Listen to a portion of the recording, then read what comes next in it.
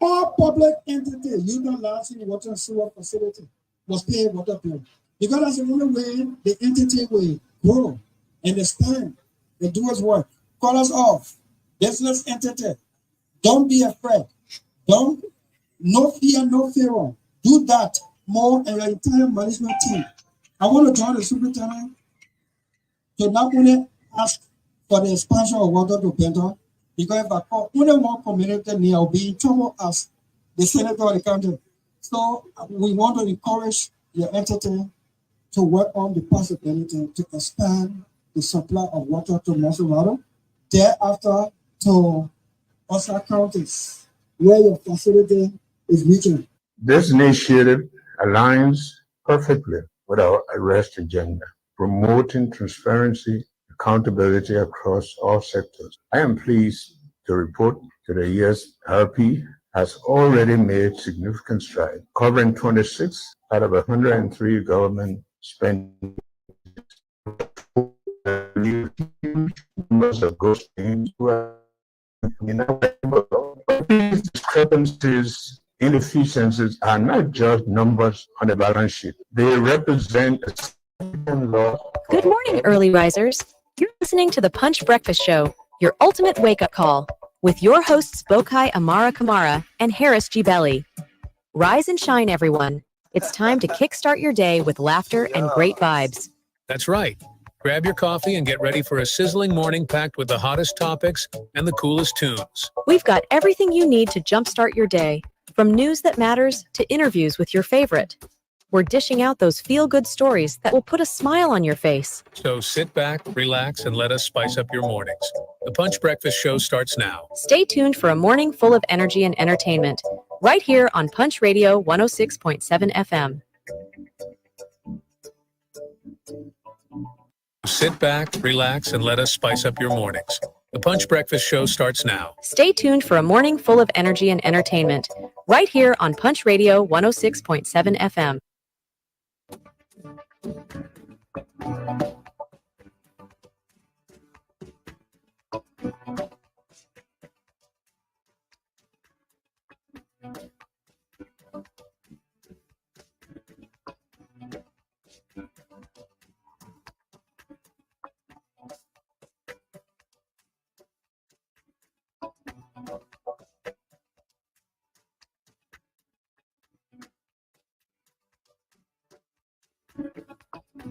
Oh yeah, it's another wonderful Monday morning across Liberia. Another wonderful day, a blessed day. Why it's a sad day? Yeah. It's a blessed day. We have to appreciate God for the day, but it's a sad day. Yeah, it's a sad day in a sense that we lost one of our media colleagues, a big brother, in person of a children Mordecai Zulu. He was referred to as the real Ronaldo, children Kiazulu of Prime FM. Yeah, he lost. We lost him last night and last evening. So it's a little side day this morning. You know, getting the news by 4 o'clock this morning. I received a call. Yeah, it just broke me down. But it's good to be here this morning. Today is Monday and it's the 22nd day of the 7th month of AD 2024. 8 minutes past 7. Welcome wherever you are. I'm pretty seated here. Buaka Kamara is my name. I'm here with Mr. Harris Betty. Yeah, we are here to bring you fascinating discussion, news that making headlines in our body politics. Let me say good morning. Welcome. Harris, welcome. How you doing, my brother? Good morning, Bokai, and good morning, everyone. I'm good, but not good. I'm good because I'm behind this microphone this morning to do the Liberian people job, Bokai. But we as human, you know, especially with our profession, we are deeply saddened this morning, like you rightly placed it. The media landscape across Liberia mourns the demise of children Mole Kiazulu. It is sad, but we say our condolences to the bereaved family and the Prime FM family as well. Mind you, he was an employee of Prime FM, and so it is a bit disturbing this morning, Boakai. Mm-hmm. especially preparing your agenda, waking up 4 o'clock, only to take to your phone and see your fellow talk show host. It's no more. The microphone is empty. And so like that, everywhere, across the media this morning, everyone mourns. But howbeit, we have to muster the courage to be right here to do the Liberian people job. So I'm good. I'm doing well this morning as well. Okay, so it's hard because I once worked with him at Fabric, and to be real, he's a very cool big brother. Yeah, he was, and once you interact with him, you will know the type of person he is. But we just wish the family well as they go through the period of mourning. And on behalf of the Punch Breakfast Show, on behalf of Punch FM, we send our sincere condolences to the Prime FM family and the bereaved family of the late Trojan Mole Kiazulu. So what do we have on our menu for this morning? What are we expecting? Well, as you may be aware, today is the 22nd date of July 2024. Buakai.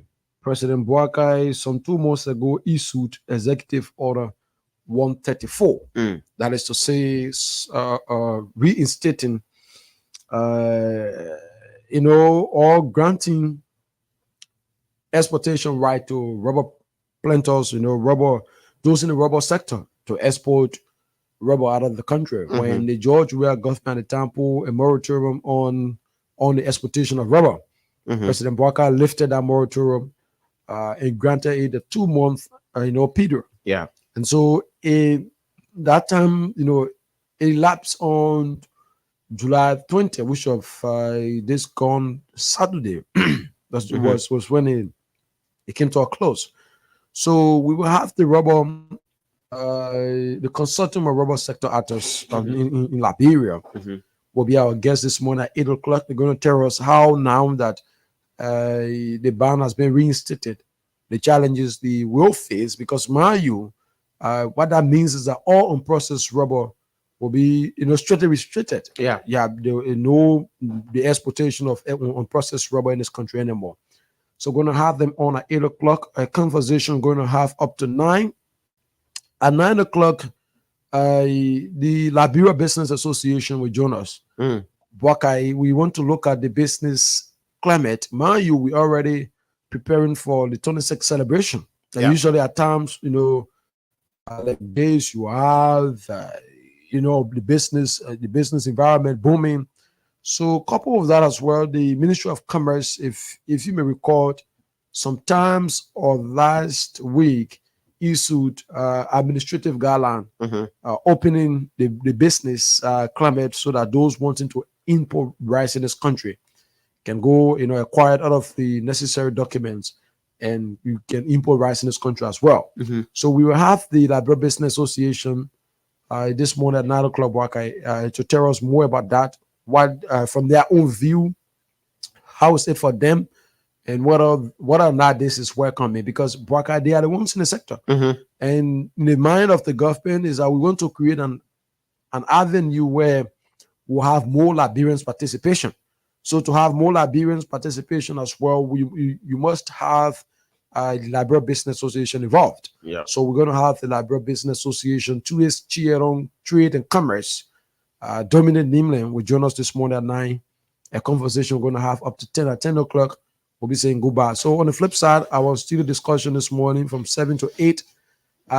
It was an interesting weekend. Very interesting. We have the 2 political institutions, so to speak, the 2 leading institutions. Yeah. One is in government, one is in opposition. And it is the opposite of some 6 years ago what we saw. Some 6 years ago, we had the one that's in opposition now was in government. And the one that's in government now is in opposition. Was in opposition at the time. But what is interesting, or what was interesting over the weekend, Buakai, we had the both political parties had held youth symposium. In their mind, in their wisdom, is that we want to have a conversation with the youth. We want to have discussion with them. So as to them, for them to tell us why exactly is it what affecting the youth. Let's have this symposium. Let's have this lecture series, and we be able to solicit the views of the young people. So the CDC, as an opposition party, held a CDC Youth Day.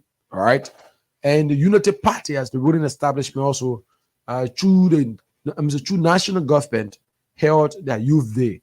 So this morning we're going to tell you what the both parties have said. Youth town hall meeting. Yeah, for me, I started Youth Day because that's how but this morning we're going to place emphasis on that as well.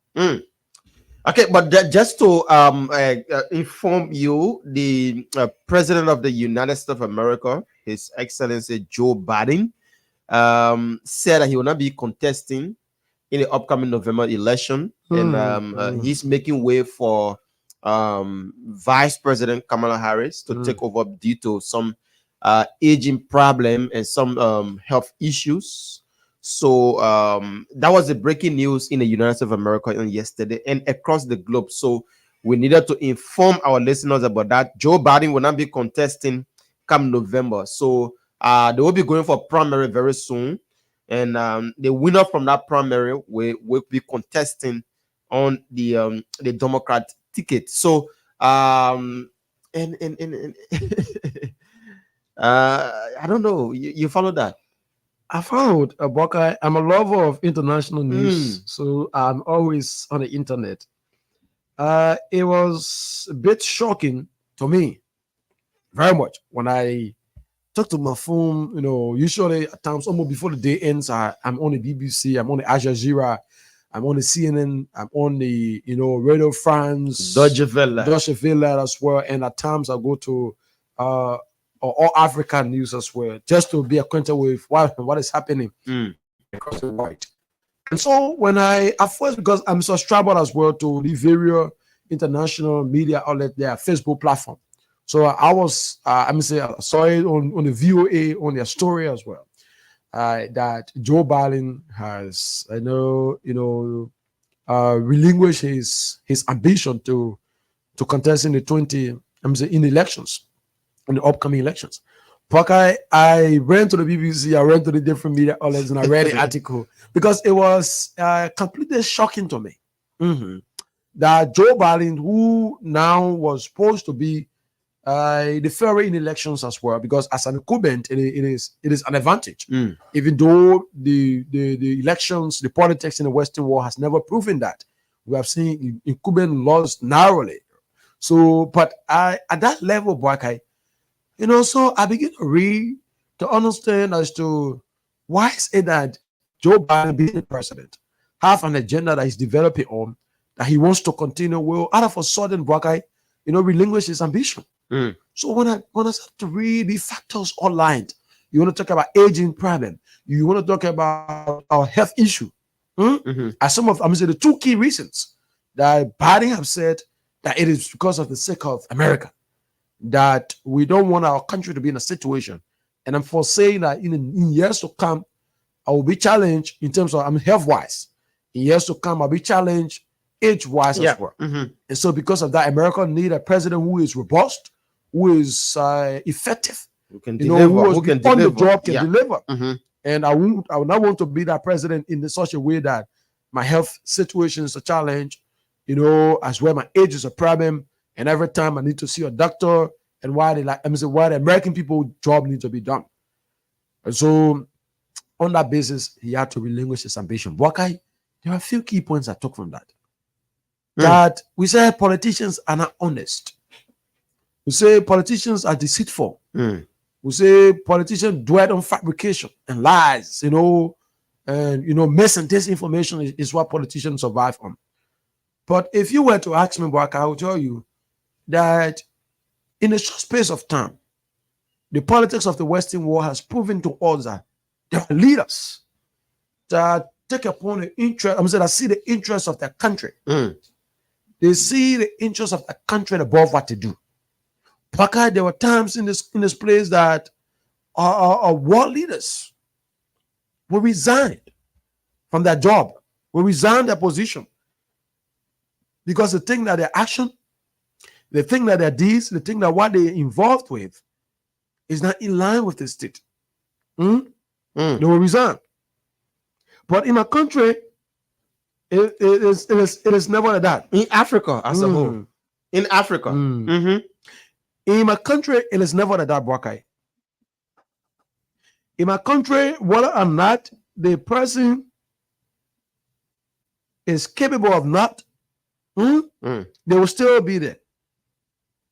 Sometimes in 2022, that's just a year or so ago, we had less students, right? I guess you follow on the story of less tourists. The UK Prime Minister resigned her position at the time when she considered that her actions and things she was involved with were not in line with her country, and she needed to resign. She resigned. In this place, just 4 or 5 years ago, we had leaders in this country that were performed dismally performing. And when we call on them to do the honorable thing to resign, they saw it as a way to continue. They saw it as a way to continue. There were times in this place that some officials were involved into rampant corruption in this country that were detrimental to the state and that were detrimental to the people. And when there were calls and there were concerns for them to resign, they saw it there was no reason to resign. Until it reached a point that the US government took note of it and had to sanction them. Right? They had to stop them from coming to the country. Because in the mind of the US government, you guys are already corrupt. And your presence in our country will even contaminate or inflate our citizens. So we don't want you in our country. It was on that basis a conversation twice. And that's how they were compared to resign. Around the world, we have seen other leaders will willfully, without anyone telling them, who has said to Joe Biden, go and resign. Over the last 5-6 months since the elections, the conversation came about.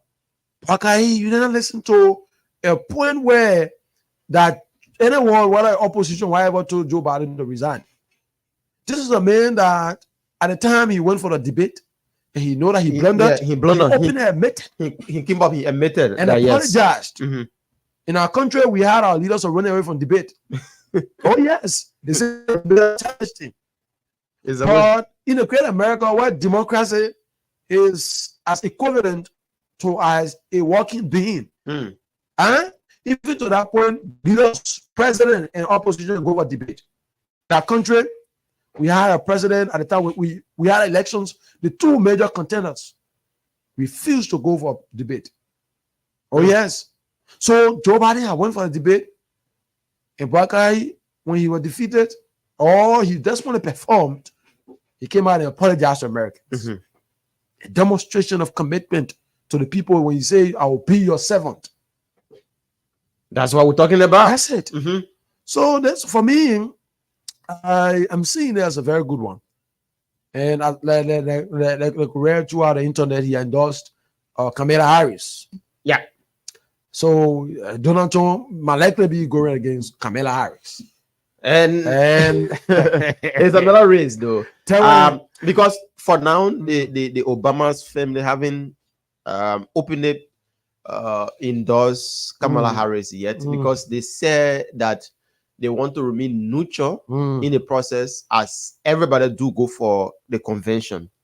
After the convention, that's the time now they will come up to tell the American people who, or anybody that will win from the convention, that's the time that they will start to support that person that will come on the ticket. But folks, we just needed to drive you through a bit about the election process and the thing that happened in the United States of America. So the statement put out by His Excellency, former President Joseph Newman Boakai at the youth, right after the youth program. You want to go through it? It's in our group chat. You want to go through it? Let me because let me get it.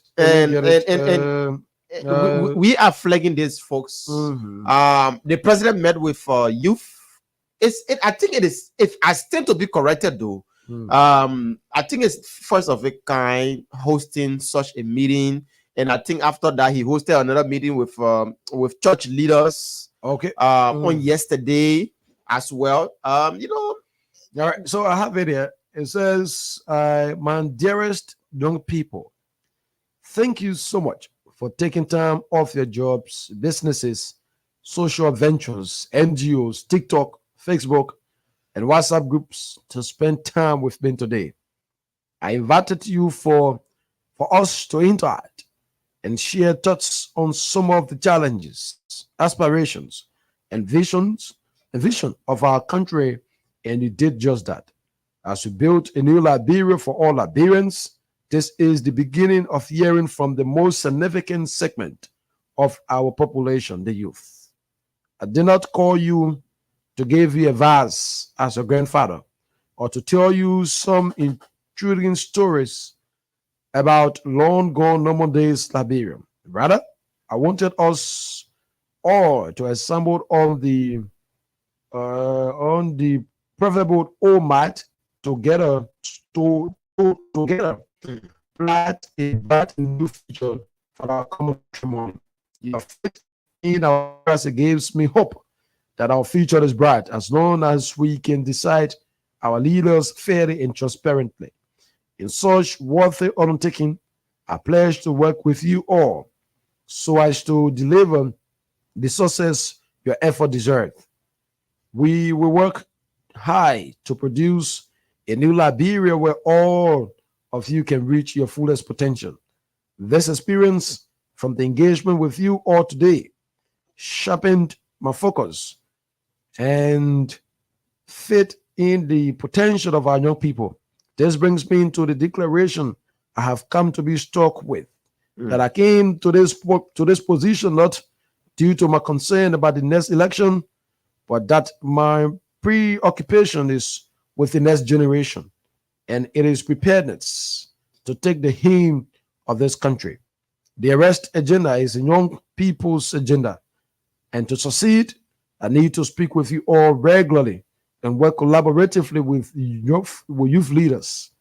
As we will have town halls as large as what we have had today, we will also have private meetings with youth representatives and leaders to develop initiatives and leaders to develop initiatives again that work for all youth. We will seek young people's views on initiatives we plan to launch. I hope you all will be ready whenever you are called upon. My vision for young people in the new Liberia incorporates better education, skill training, exposure to new experiences, as well as more dignified jobs. We will go after greater access to capital to start businesses and grow innovative companies. We will seek better access to quality medical education and healthcare. Above all, we will try to push the limits for louder voice of the youth and of our democracy.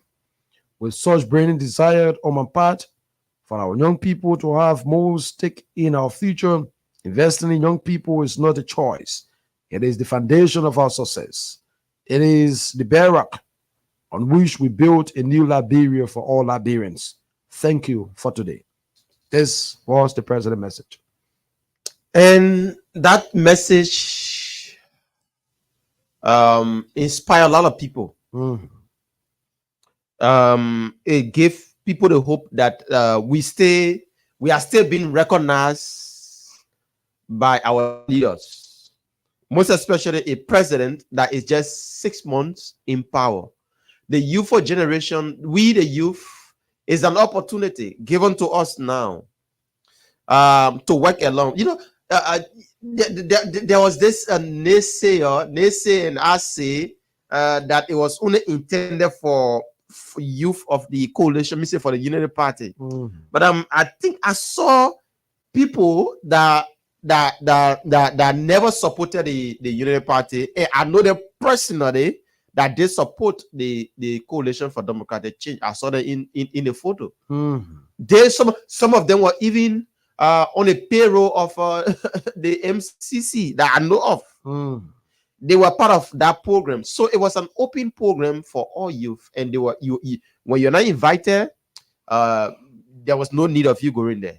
So because it was done on an invitation. So Harris, what I understand is that, or my takeaway from the president message, the president is trying to give the youth the hope and encourage them about there is still need for us to work together as older people and a youthful generation. You don't need to give up, because if you as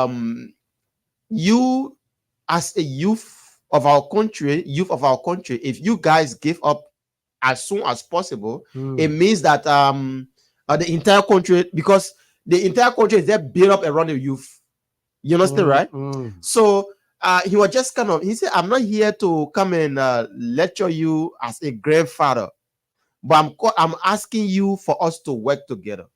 There are things coming up, technology, agriculture, a lot of things that I foresee as a leader, and I want for us to work together. And I just can't do this alone as a president. I want your support. I want your assistance. I want you to carry the message out there to other people that this is my quest for the youthful generation in our country. And the president expressed his message to the youth is something that should give you that listening to the radio this morning. It should give you the hope that, oh yes, I'm still being counted among those that, I'm not just being forgotten about by this government. The president is recognizing me.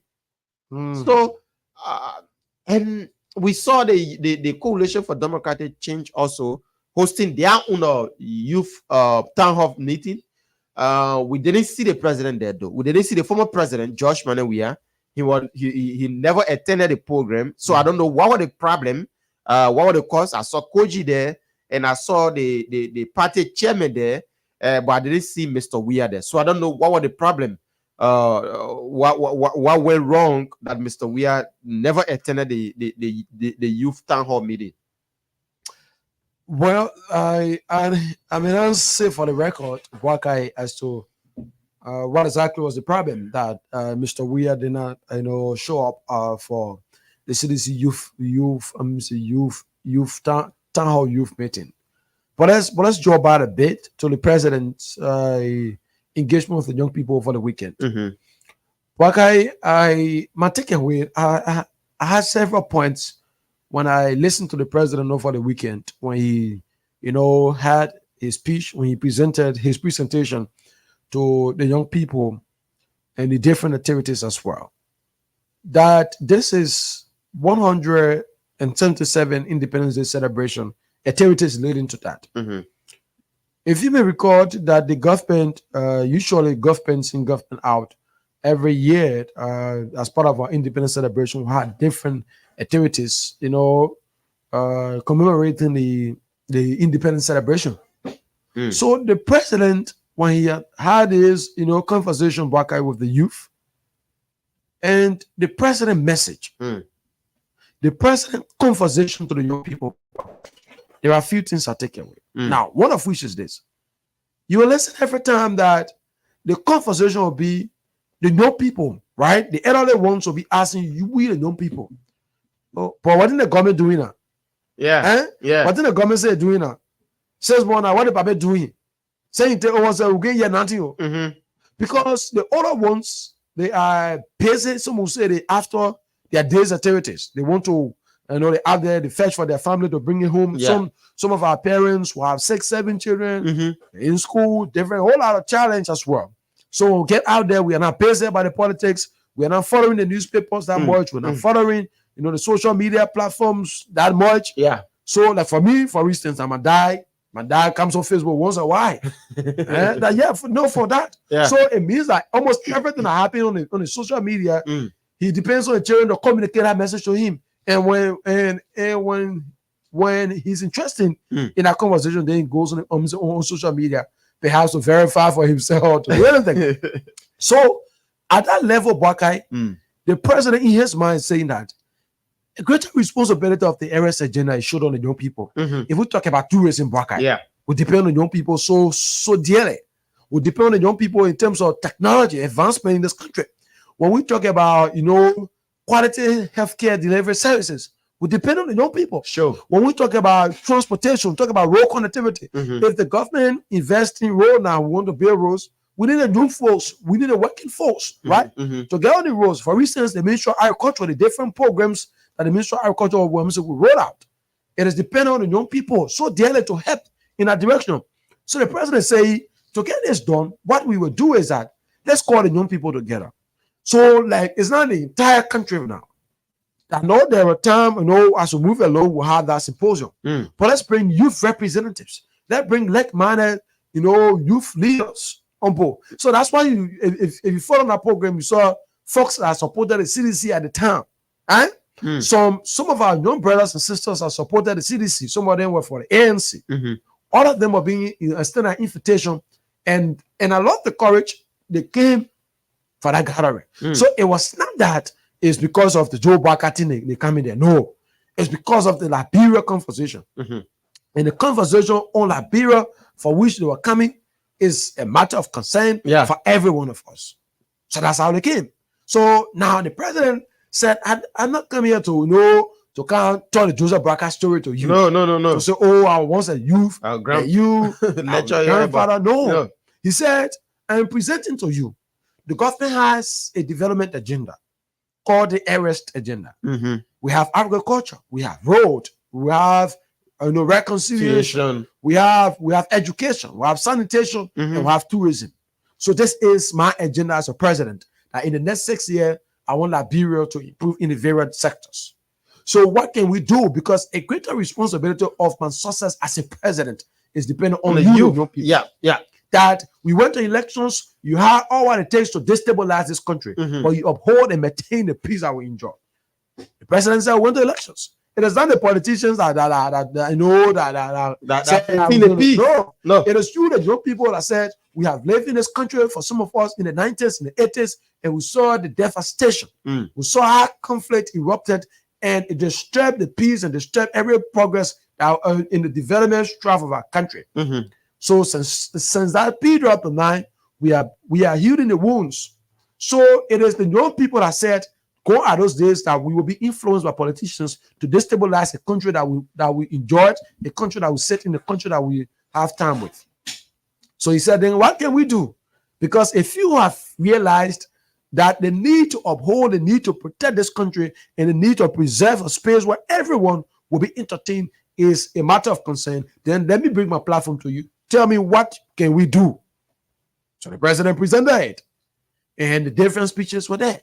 So one of the recommendations I'll put forth is that the youth said, Mr. President, we want to have a frequent audience, or we want to have an audience as frequent as possible. Every time when there are matters, when there are concerns, when there are initiatives, when there are government plans and programs, let the youth be invited. Let the youth have a say. Let the youth tell the government that for us, this is what we think about it, and this is how we think that when we join this cause, it will benefit us. When the president took the podium, he said, I'm committing my government to this thing. What we will do moving forward is that every time when the government is about to launch a program, when the government is about to, to have an agenda, if the government is about to launch a program, or perhaps the government is about to enter into this, or the government wants to initiate a plan, or whatever the situation will be, we will call you, the young people. You'll come and tell us. Now, for instance, if the president has a plan for the tourism sector, maybe we want to develop, we want to have a bureau of tourism, or whatever the name will be, or perhaps government is looking at, we want to have about 3 or 4 tourist sites across the country, government across the country. To get that started, the president committed himself. He said, we will call the young people. You can tell, this is what I want to do. You tell us what you think about it. So the young people will give their perspective. They will give their side of it. They will give their own idea. They say, Mr. President, anything good. But you know what? Let's do it this way. Or Mr. President, anything bad. For us to make it good, let's do it this way. If, for instance, we want to be a hospital in Bonkante, we will call the youth to come and tell. So we won't be a hospital in Bonkante. Why is it that the president can work on some money, instruct my minister of health, go and secure the spot, we start our process. But he said, I will call the young people. So we won't be a hospital in Bonkante. You can't tell us. Then the youth there in Bonkante will say, Mr. President, we welcome this thing. And we want you, don't be there to the beginning, to Ganta Park, to Morava parking. Don't be there because Apple will be noisy. So that carry way, behind the method compound. That go be there. So the president said, every time I'm about to take a step, that I know is in the greater interest of Liberians, we will call you, the young people, to come and tell us. Then you want to tell me about Brakai? That one alone is more than when we had the Pedro one, the purple agenda that talk about power to the people. That the president commitment, it beats that power to the people that CDC had in our agenda. Because CDC had the purple agenda for development, prosperity, and in our agenda you have power to the people, which means that if the government will do anything, if the government will take any step, if the government wants to do anything, it is the people decision the government will act on. So if you say George will have power to the people, which means that it was the people's decision that George are acting on. Then I ask you, when Serena Seaforth, when the rest of the other individuals were ill performing in this country, and Liberians called the president to have them dismissed, did the president listen to them? No. Then how is it that it was the power to the people? When there were times in this place, county centers where county matters supposed to be discussed were being abandoned. Less or no attention was given. You say it was the power to the people? That's not it. A few days ago, the president launched the national development plan. The national development plan for the country, and there is a three pillars plan. You want to talk about one of it? Talking about the 15 counties agenda, which means each of the county will have their own development agenda. So for all in Bomi will say, you know, what they want to happen in our country, we'll have our own development agenda. Those in Grand Cayman will have their own development agenda. Those in Bon County will have their own, just like that across the 15 counties. So these different agenda, the government will be using them. So when we look at Bomi, maybe the people in Bomi will list all of their priorities. So how will that work as well? The people will have town hall meetings, so have community engagements, and move from one region in the country to another and listen to the concerns of the people. Yeah. And those concerns will be documented and put on file and then transform into a county agenda. And the county agenda will be brought. So the superintendent of Bomi now will come to the president and say, Mr. President, this is what my people have said. Yeah. Then the president will take it and look at it and say, okay, the people of Bomi said they want 15 things to be done. But you know what? This year we'll do 2. Or this year we'll do 3. So, Paka, when you talk about power to the people, is that not power to the people? That's the power. That's the power to the people. Yeah. Taking the government to the people, allowing the people make decisions on how the government should function. Taking the government to the people. Because in the mind of the president, Liberia is not Monrovia, or Monrovia is not just Liberia. Too often times we are saying the reason why most presidents in this country have failed is because they sit in Monrovia and want to make determination while the people in Grand Nigeria. Yeah. Just this morning, Baka, I was listening to a report from one of our local radio stations. And Baka, I was interested to know that right here, Bento, the capital of Monserrato, no tower. No tower. Well, listening, coming. No tower. So the people there, Harrisburg, then the tower in Harrisburg, they can go off 7 o'clock. 7 o'clock. So after 7, when that tower go off in Harrisburg, the entire Bento will be off. Nobody get phone calls there. But the capital city, Bento, the capital for Monserrato, they play with L. But that's how that play has been abandoned. So, and there's a call to Patrick Horner and the LTA folks. The LTA. Patrick Horner, they should sit there and allow. They think about it, they know about this thing. Yeah. Patrick Horner, they know about this thing. So they said there, Paka Bento, the capital city of Bento. No, they are just coming though, but we have flagging it for them to know. This is a problem that they have had previous conversation about. You can't tell me that Patrick Horner and others, the Patrick Horner, the Clarence, Massaquoi, Abdullah Kamara, at the time that were President Baka. Listen, you know how government function? And last time I asked, I had a conversation with someone. Before the president make an appointment, Baka, especially right after elections, when you are victorious, the first thing the president have a private conversation with almost, especially those that were in the forefront of his elections. It tell you more are they going to water and see more are you knew you're going to go water and see what. You knew that was a target. So it was a private conversation because at that time when you're working with the president, when you're working with the candidates while in elections, especially when you're a key player of Buckeye, what happened is that the president will have your agenda. He knows. I mean, where you're capable, where you're capable of serving. You know you know your kind of expertise. Unless the last says enjoy it, don't see it. Because if you say expertise, because you have zero experience on sanitation, but you begin mayor of Monrovia. So that way you can equip it to to like because of expertise. They Could got you a mayor when I'm saying you a high school guy, I'm saying you was a mayor. the assistant minister to agriculture. Having Wizard started politics when you go become assistant minister of research and minister of agriculture. So that one, they were never that one. But for Joe Buckeye, most of those you see in different positions are people that have, if not 100%, but they have background in that area. So at that level, just so let's call. So Buckeye understand all of these things. But we get right when you move on 72nd, you was meet tower. Before you get a Boulevard, you see another tower. Before you go Congoton, you see another tower. But as close as this place is, you go right there, you'll be able 3 different towers there. But go Benton, just a single one. We have 2 GSM company that compete with each other day and night. But the capital. But to go to the capital now, they now have the tower there. Again, someone want to say because of population.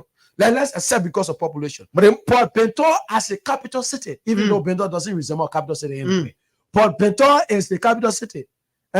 So things supposed to be there. Yeah, but even the money that you're making in Mosrado County here, at times, it must run alone. Yeah.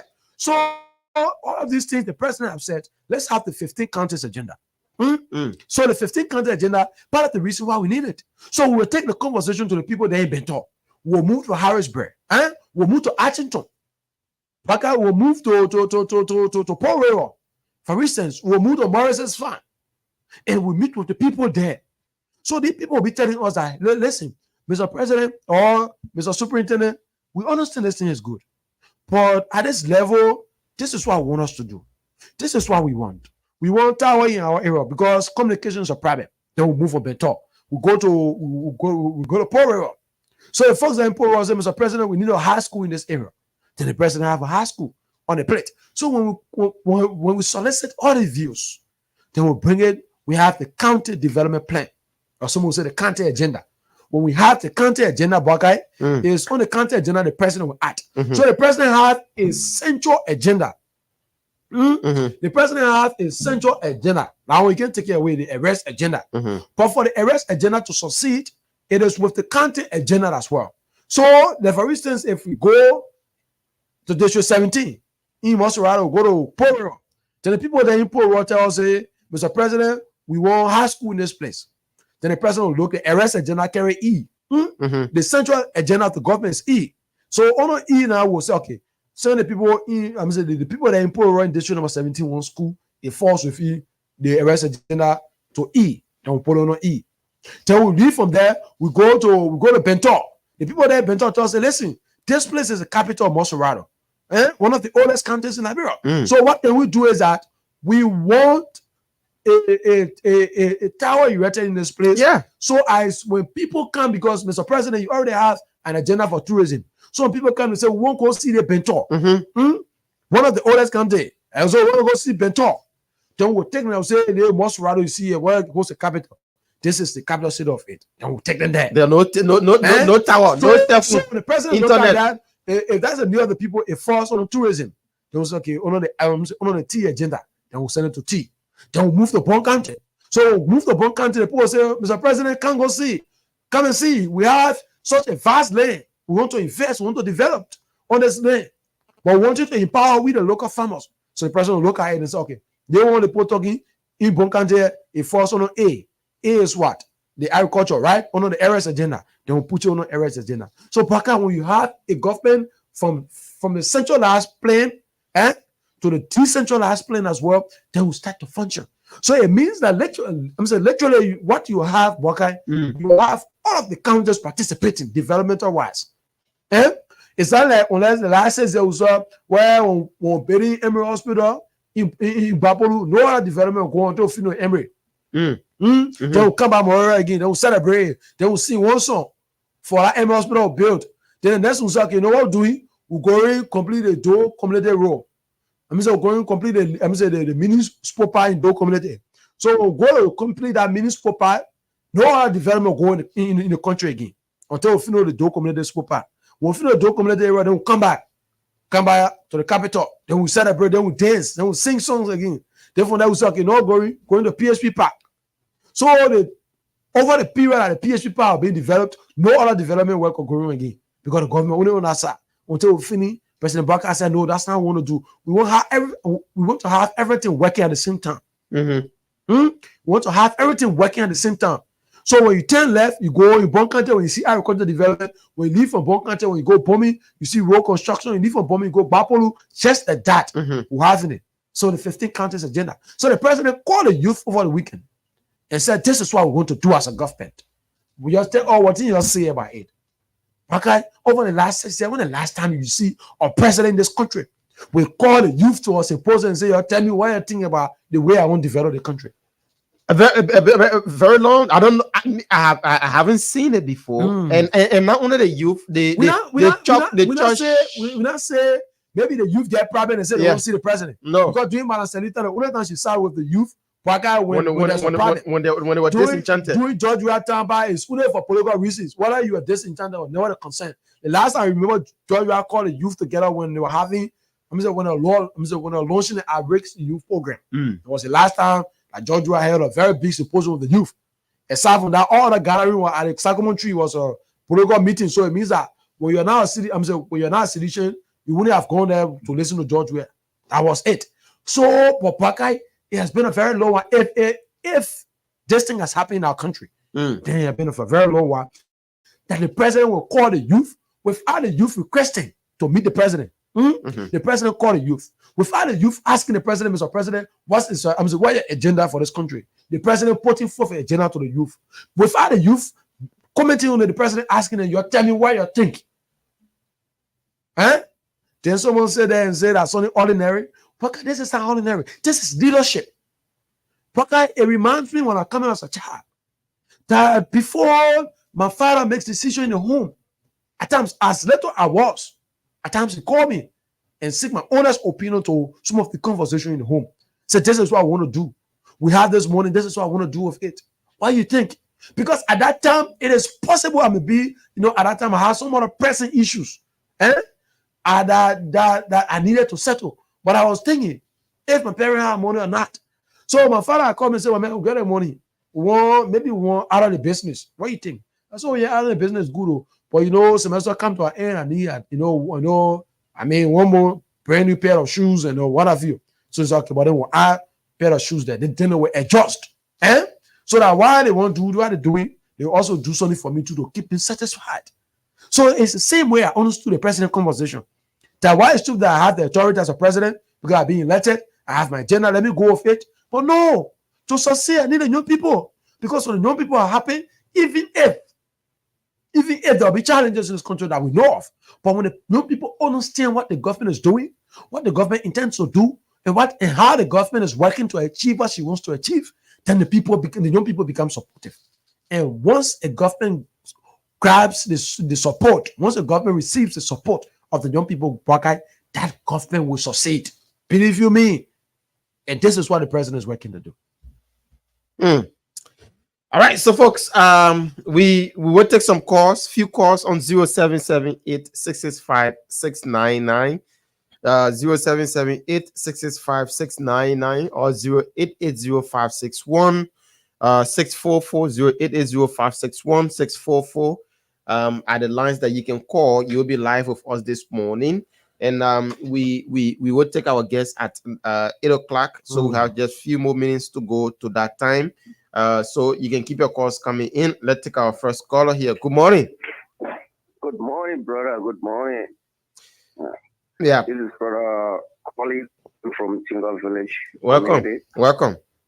Yeah, my man, you for your cooperation and whatsoever you're doing, you keep doing it. A good job for the country. So I listen to your analysis and all the topics that on flew this morning.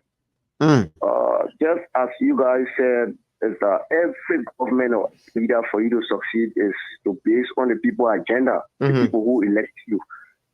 So it's good thing for leadership.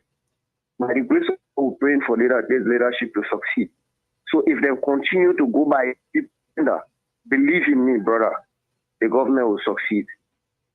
So pray for them to continue as they just start. By the grace of God, the government will succeed. That's my input this morning. Okay, thanks so much. 0778-665-699. Keep your calls coming in. You will be live with us this morning. Once again, 0778-665-699 or 0880-561 0880-561-644. Now we'll take this person. I don't know whether they want to be on the line. Good morning. Good morning, my dear brother Braga, and good morning to Harris. Welcome. Thank you. This is Clinton Jose. Yeah, I'm traveling to watch your location.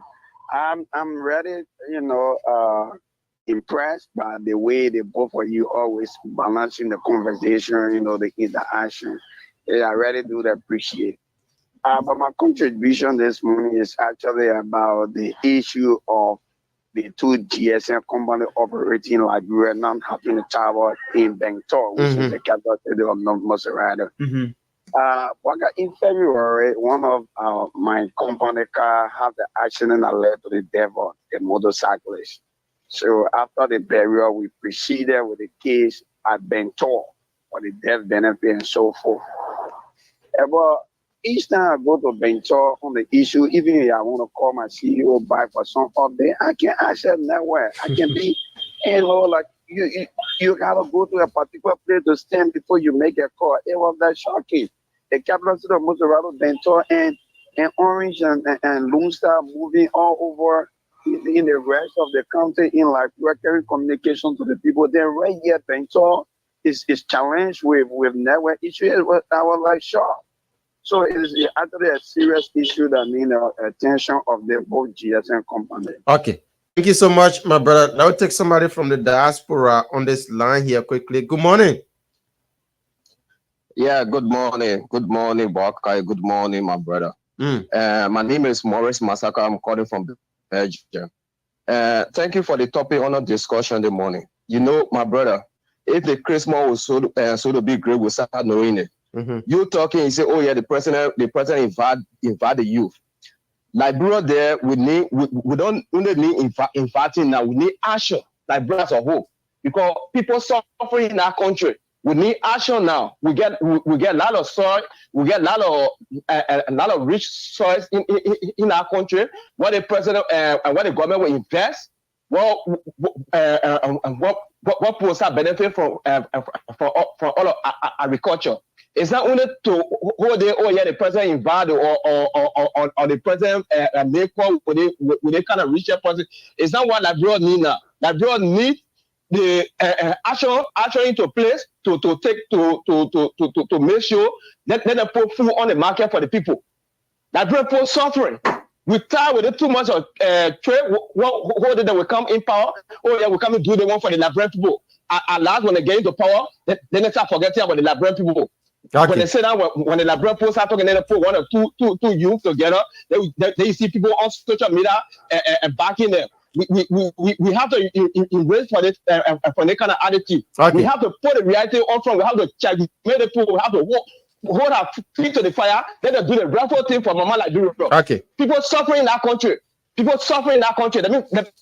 Let me tell you. It happened President George Weah. It also happening in Joseph Boakai time. They are talking about rescuing the kids to rescue the Liberian people, but they are firing people and they are firing Liberian people.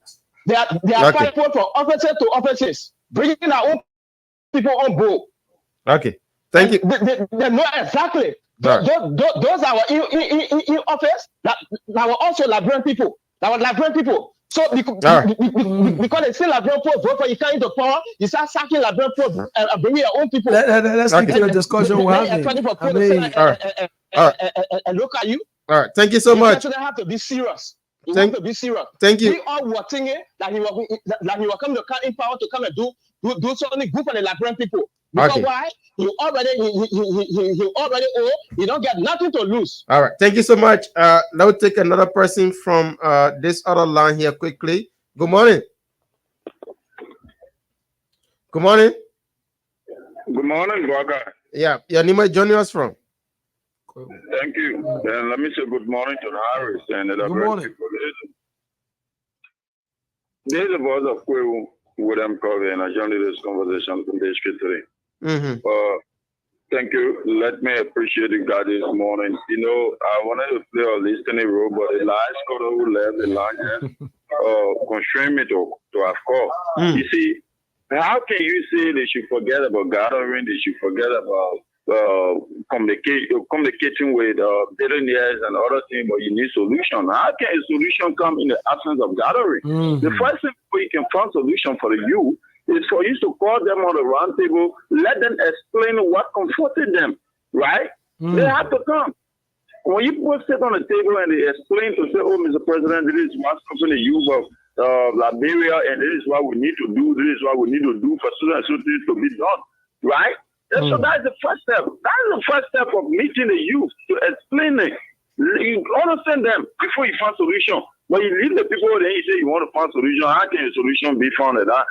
So I think that's the best decision that the president told to have saw the youth, and I think those people who went to represent us, the youth, they were able to explain exactly what we youth are comfortable with in this society. And I think the president will find the solutions to mitigate it and solve the problem of the youth. Thank you, Baka. Okay. Thank you so much. Let's go back to the phone line 0778-665-699. Respect you, your views are well respected. 0778-665-699, 0880561-644. Are the lines that you can call, and you will be live with us this morning on the Punch Breakfast Show on Punch FM 106.7. Let's see if we can take somebody from the diaspora on this line here quickly. Good morning. Good morning. This is Douglas. How are you? Thank you for the program. Calling from Europe. Okay, Douglas, welcome. Your colleague Jack come from Europe also, so go ahead. You gotta make me call, you know. Oh, okay. Go ahead, make a point. Yeah, thank you. I don't understand. You know, that guy, it looked like that CDC grandfather. he called to talk about it. How you see, that's what we are doing. The man just went over there, he said, I'm going to pay 14 major hospital. He went over there, he said, Barry Allen. He did not consult the people.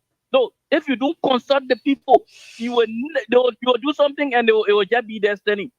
Yeah, Barry Allen, who there? Nobody. No, let me tell you, you have to consult the people what they want. The youth in Liberia, they have several problems. I heard them. They're talking about the Zoko. They say our brothers are suffering. We want you to save them. We want how they call it, computers in the schools. These are the things. Then what he did, the president formed a committee, student union, I think advisory board, something like that. He put out the board. Then the board will put them together and collect these things and bring it then to draft the agenda.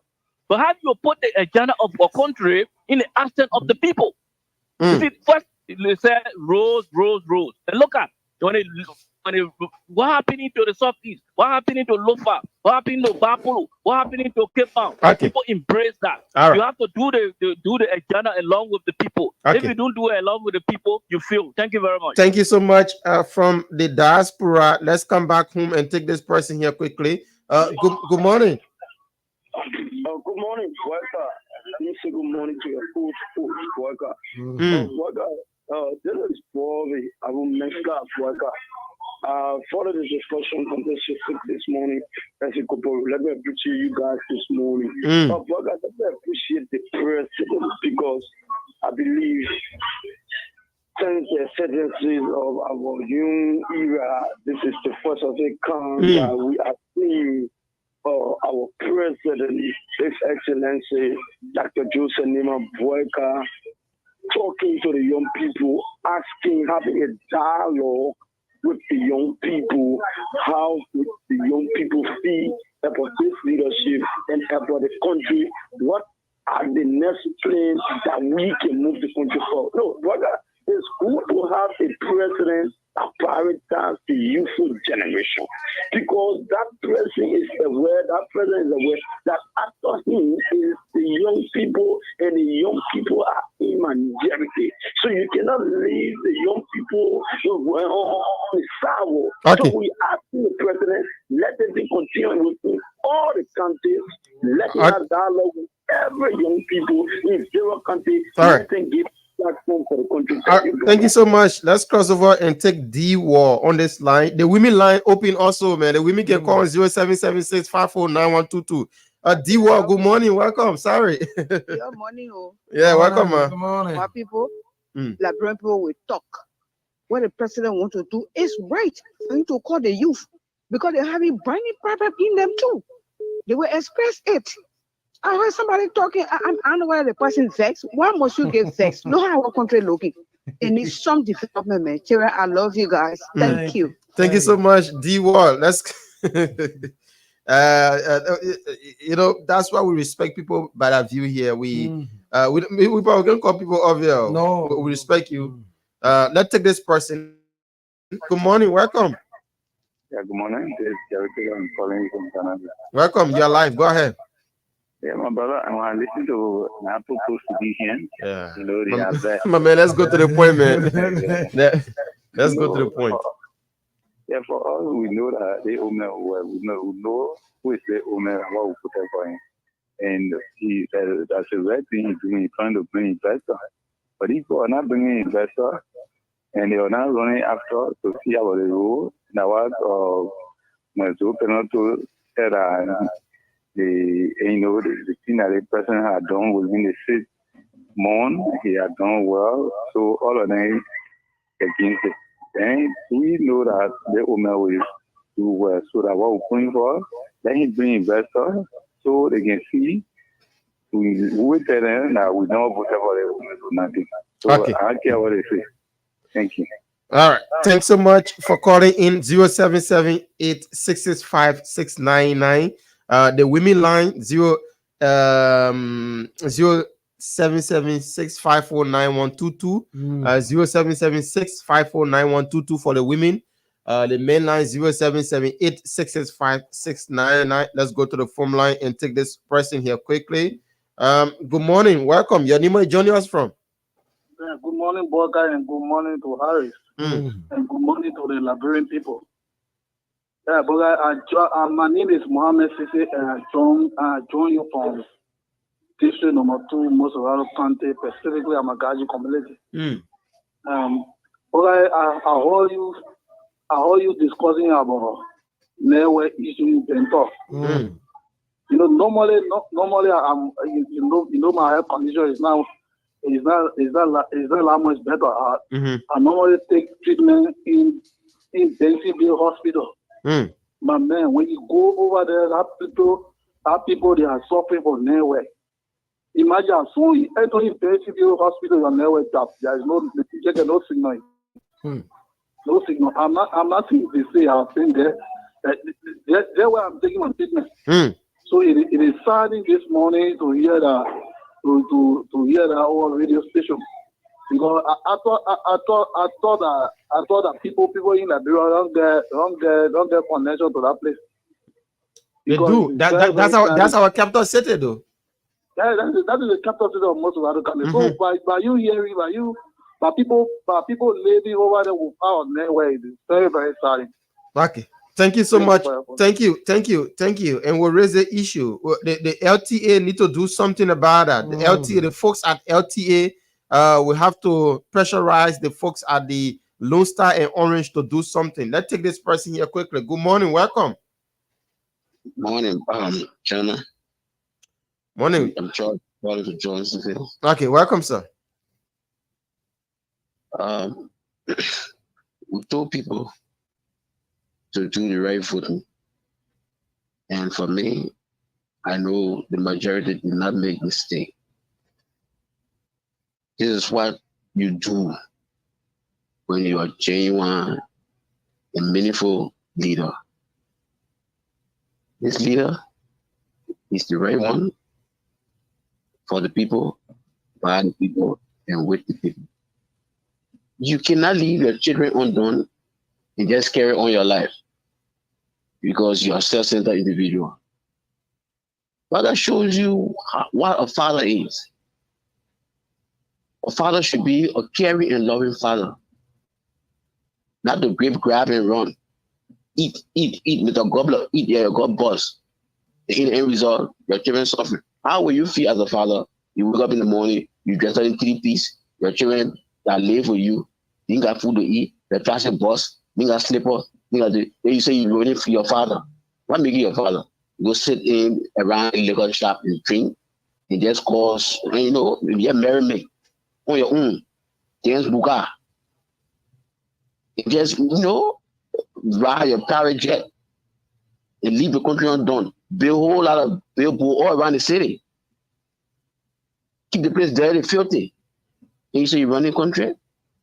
Those people never belong to God. But never ever CDC will ever reach to that seat. They can make all the noise. Never ever. I say, I'm a father. They would never ever go over there anymore. Okay. Thank you. Thanks so much. Never belongs to God. Let's take some more calls. Our first set of guests said it will be a little late, but we're still taking your calls. You can place them into 0778-665-699. Let's take this person here quickly. Good morning, welcome. Good morning, how are you? Doing pretty well. Your name, where joining us from? I'm Thomas Kamara, calling from Stephen Tower Estate. Okay, Mr. Kamara, welcome. You are live with us on the show this morning. Yeah, thank you. For me, what all the president doing, I applaud a lot, but not 100%. Yeah, I got problem with him when it comes to kidnap issue. When the time they kill that poor children on King George, one day, I'm not heard that probably even saying, my people, you're sorry. What kidman do to him? No, I don't think you are followed. When that thing happened, the president immediately dispatched The his president team. sent people there, but what? Hello? Go on. Go ahead. Yeah, he sent people there, we knew. He sent people there, all the delegates been going there. But for now, even that day, Friday, they buried the other boy in Mahabe there. Why kidman do to them? Even from the time they talk about it, they were all in my business. They take him from the judge, they say, oh, they may not hear again. He went river said working at the same time going King George coming back. You don't sort of treat the candidate that he knew why the amount of vote that they gave him from Cranky Bank candidate. When the thing happened, it like you the father, even sometimes you take your own time, you go there, my people I can see your sorry or what happened, but we come back. Okay. They think that a cow great two kid man that they put run behind our King George. They run behind because he went there, he may say, oh, Honorable, we just want to tell you how to compare duty. He said, I don't care for that one. I can't run campaign. I made a chunking. Yeah, but I was there. I was right there. I was standing right before you. All right. We hope the old man listening, I think he can do something about you guys. Yeah, let you try. You do something. All right. Thank you so much. That's your issue. That 0778-665-699. 0880561644. The women can call on 0776549122. 0776549122 for the women. Let's take this person. Good morning, welcome. Good morning. This is Kingston, and I join you from Tinkers Village District, number 6, Monserrado County. Welcome, sir. You're live with us. And my attention was actually drawn to a young man in studio, the last man, which is very laughable that he's using never and saying never belongs to God. No, man. See the caller. Watch for 2029, watch for 2029, and see the result. Stop making statements that you will regret another time. We will be back stronger than ever. Stop making food of. Thank you. Okay, thank you. But that was a caller. That was a caller. Now somebody's in studio yet. Let's take this person. Good morning, welcome. Good morning. Yeah, welcome. Your name, where joining us from? This is Princess Wokoto calling from Duazon Grand Chile community. Okay, welcome. Yeah, I want to say thank you to everyone that is in the studio and even our listeners. That particular man that called CDC Grandpa. You know, they get other people that don't want to see you doing something good whenever they are in power and they don't do their own, the perfect way. And when somebody come in doing their things that they never did, and when they're doing it, they feel jealous, they feel embarrassed. They know that the talks that people giving outside, they understanding it. So let them leave our old part alone. But they may say, no, they may say they too much meeting. and that benefiting us, the Liberian people. So when I meet again, I'm just going to go ahead, do anything with it, do it. But how you would do something for the Liberian people without their consent? You gotta let the people tell you what they want before you can start your operation, before you can start every other work that you want to do. You can't just wake up from the blank side and say, oh yeah, one first row. At the end of the day, where the road lead them to, it never went anywhere. We saw it, we on the highway, yeah. So let the old man, he talking about the old man, his life already finished, we know. But then he get idea, he get many things on his mind. So let him give that old man chance, let the man do it. Okay. Even the country he in, I believe that he can even send his relative or dime. No, Mama. That hold you there. We don't want to go personal. Thank you for making your point. I respect your view. But let's not go too personal with his family. You know, I will still taking your call 077-866-5699. And these women can call on 0776-549-122. You know, Harris, I love hearing women on politics. Yeah, of course. You know, and the diversification in the views are very, very, very much good as well. Mm-hmm. So, like we said, we give everyone the platform. We cut anyone off. You see what you just do it civilly. That's all. In a very civil manner. Let's take this person. Good morning. Welcome. Good morning, my uncle. Abu Kamara, I'm a lot of people. I'm V. Johnson calling for Professor Johnson. Okay, welcome, sir. Sometimes I find it difficult to get on the level. I always do so, but I find it difficult to get on the level today. I think at least I'm on the level today. All right. Yeah, pertaining to the discussion, what you're talking about. I just want to ask you a question. Why is the university CDC will be ahead of the children? I want to see it for you. You saw it there? Existing? The university what? They'll be to the headquarters. They'll be university to the headquarters because. The trade school. Yeah, the Munata is one there. time they're pushing with that. So I'm saying, all the resources. Now, that I did not regret about putting for His Excellency in my pocket because we put him on those kind of reasons. We knew that when you win, you will transform that mirror. That mirror is damaged. To fix that mirror is not small thing. Just for 6 months, look at the progress we are doing. Today, it's going to say, make it clear. One day, rule is clear. Then they say they want to extract enough for their father because they must to the power. Now only one day, look at the fire. Look at everything is visible now, as you can see. But the people, they only get time for their share and their girlfriend, not for their people. They can't in a matter of youth or for sure the youth. If you want to go play too much because they put dance there, they use it after they complete their ink, then they dance on the street. I'll make it go play. Just take the day. They start to power the however that will go on every day. You make a mark. Hey, which one is splitted? All right. And then the mysterious that are happening up to today, which one is splitted? And then the youth was struggling like nobody listening like today. So to be honest, talking about that,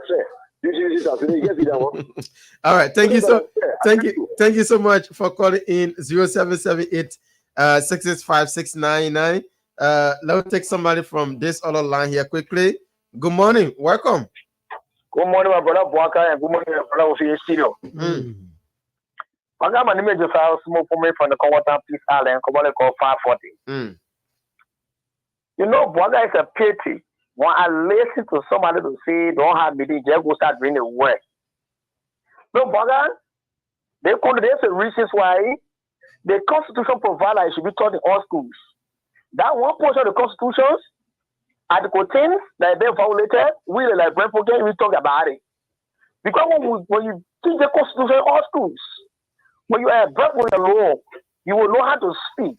So let me say this president that I have no regret of, this person I brought to power, that I put in all my own to bring him to power. He is knowledgeable. He said to me, it is because of you people are in these things. I want to set a legacy, leadership learn back that I will leave, that others will look at and say, this is how country should run.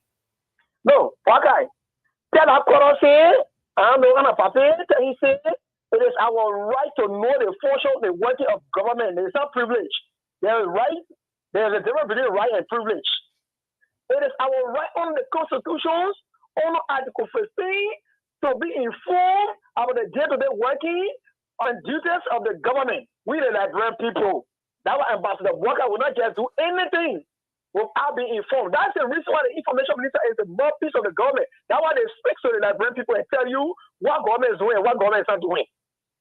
It is our right. Okay. Right is where the government will no, we don't want to vote you and bring the power. You should inform us about what you're doing with the taxpayer money that we Liberians can know what benefits us. Privilege is, brother, you're in our studio. If I came there and said, Josiah, come and sit behind the microphone, you are giving me a privilege. That doesn't give me a right at any time, so I can't join sit at the other microphone. Okay. No. So, tell that brother, it is our right that JB will know. The law, they will inform us about what to bring. Everything about that question, can't do that role. That's where money. 22 million, 8.9 million have been used. That's why I say to the people going to solve coming back. Okay. All right. Thank you. Thank you very much, brother. Thank you so much. Now we'll take another person on this line. Good morning. Welcome. Yeah, morning, brother. I'll be calling from 84. Welcome, Mavi. How was the weekend? No bow. Thank God. I hope you're good. Waka, somebody gave position to sit down in our studio.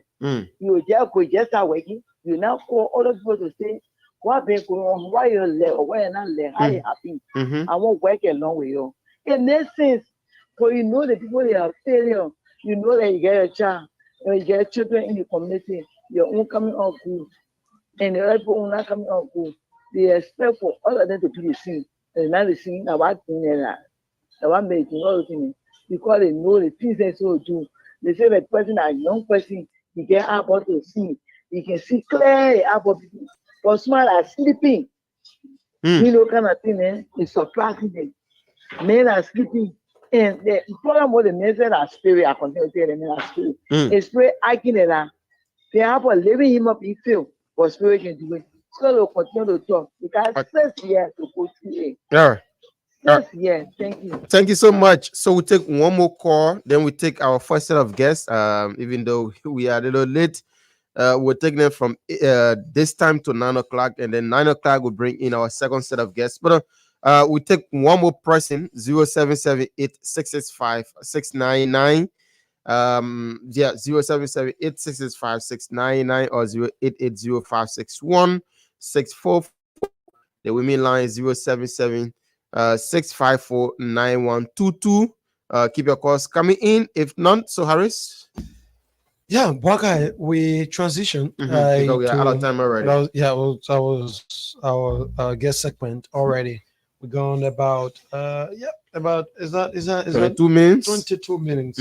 And definitely going to be till the time at 9 o'clock we'll be ending the conversation. But it's great to have the guys on this morning. We're going to talk a lot more about this. Okay. So we're going to look at the rubber industry, Bwakai, in perspective this morning. Yeah, so it's good. I want to lay my hands on this document at first before we move on. But folks, welcome to. All right. Let me get it right in my internet. Won't give me no problem.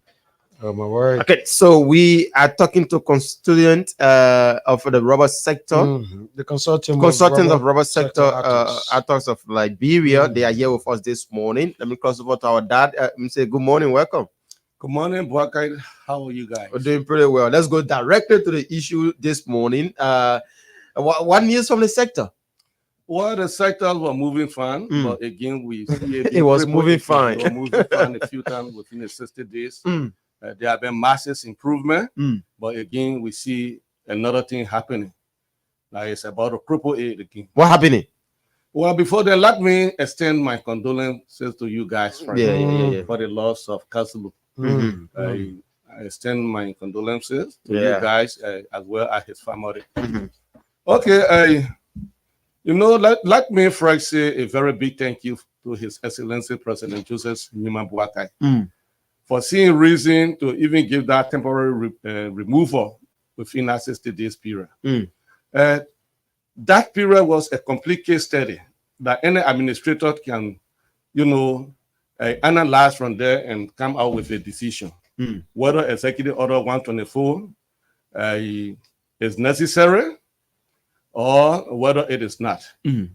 But within the 60 days period, it was proving that the executive order is a problem and not a solution. Why am I saying that?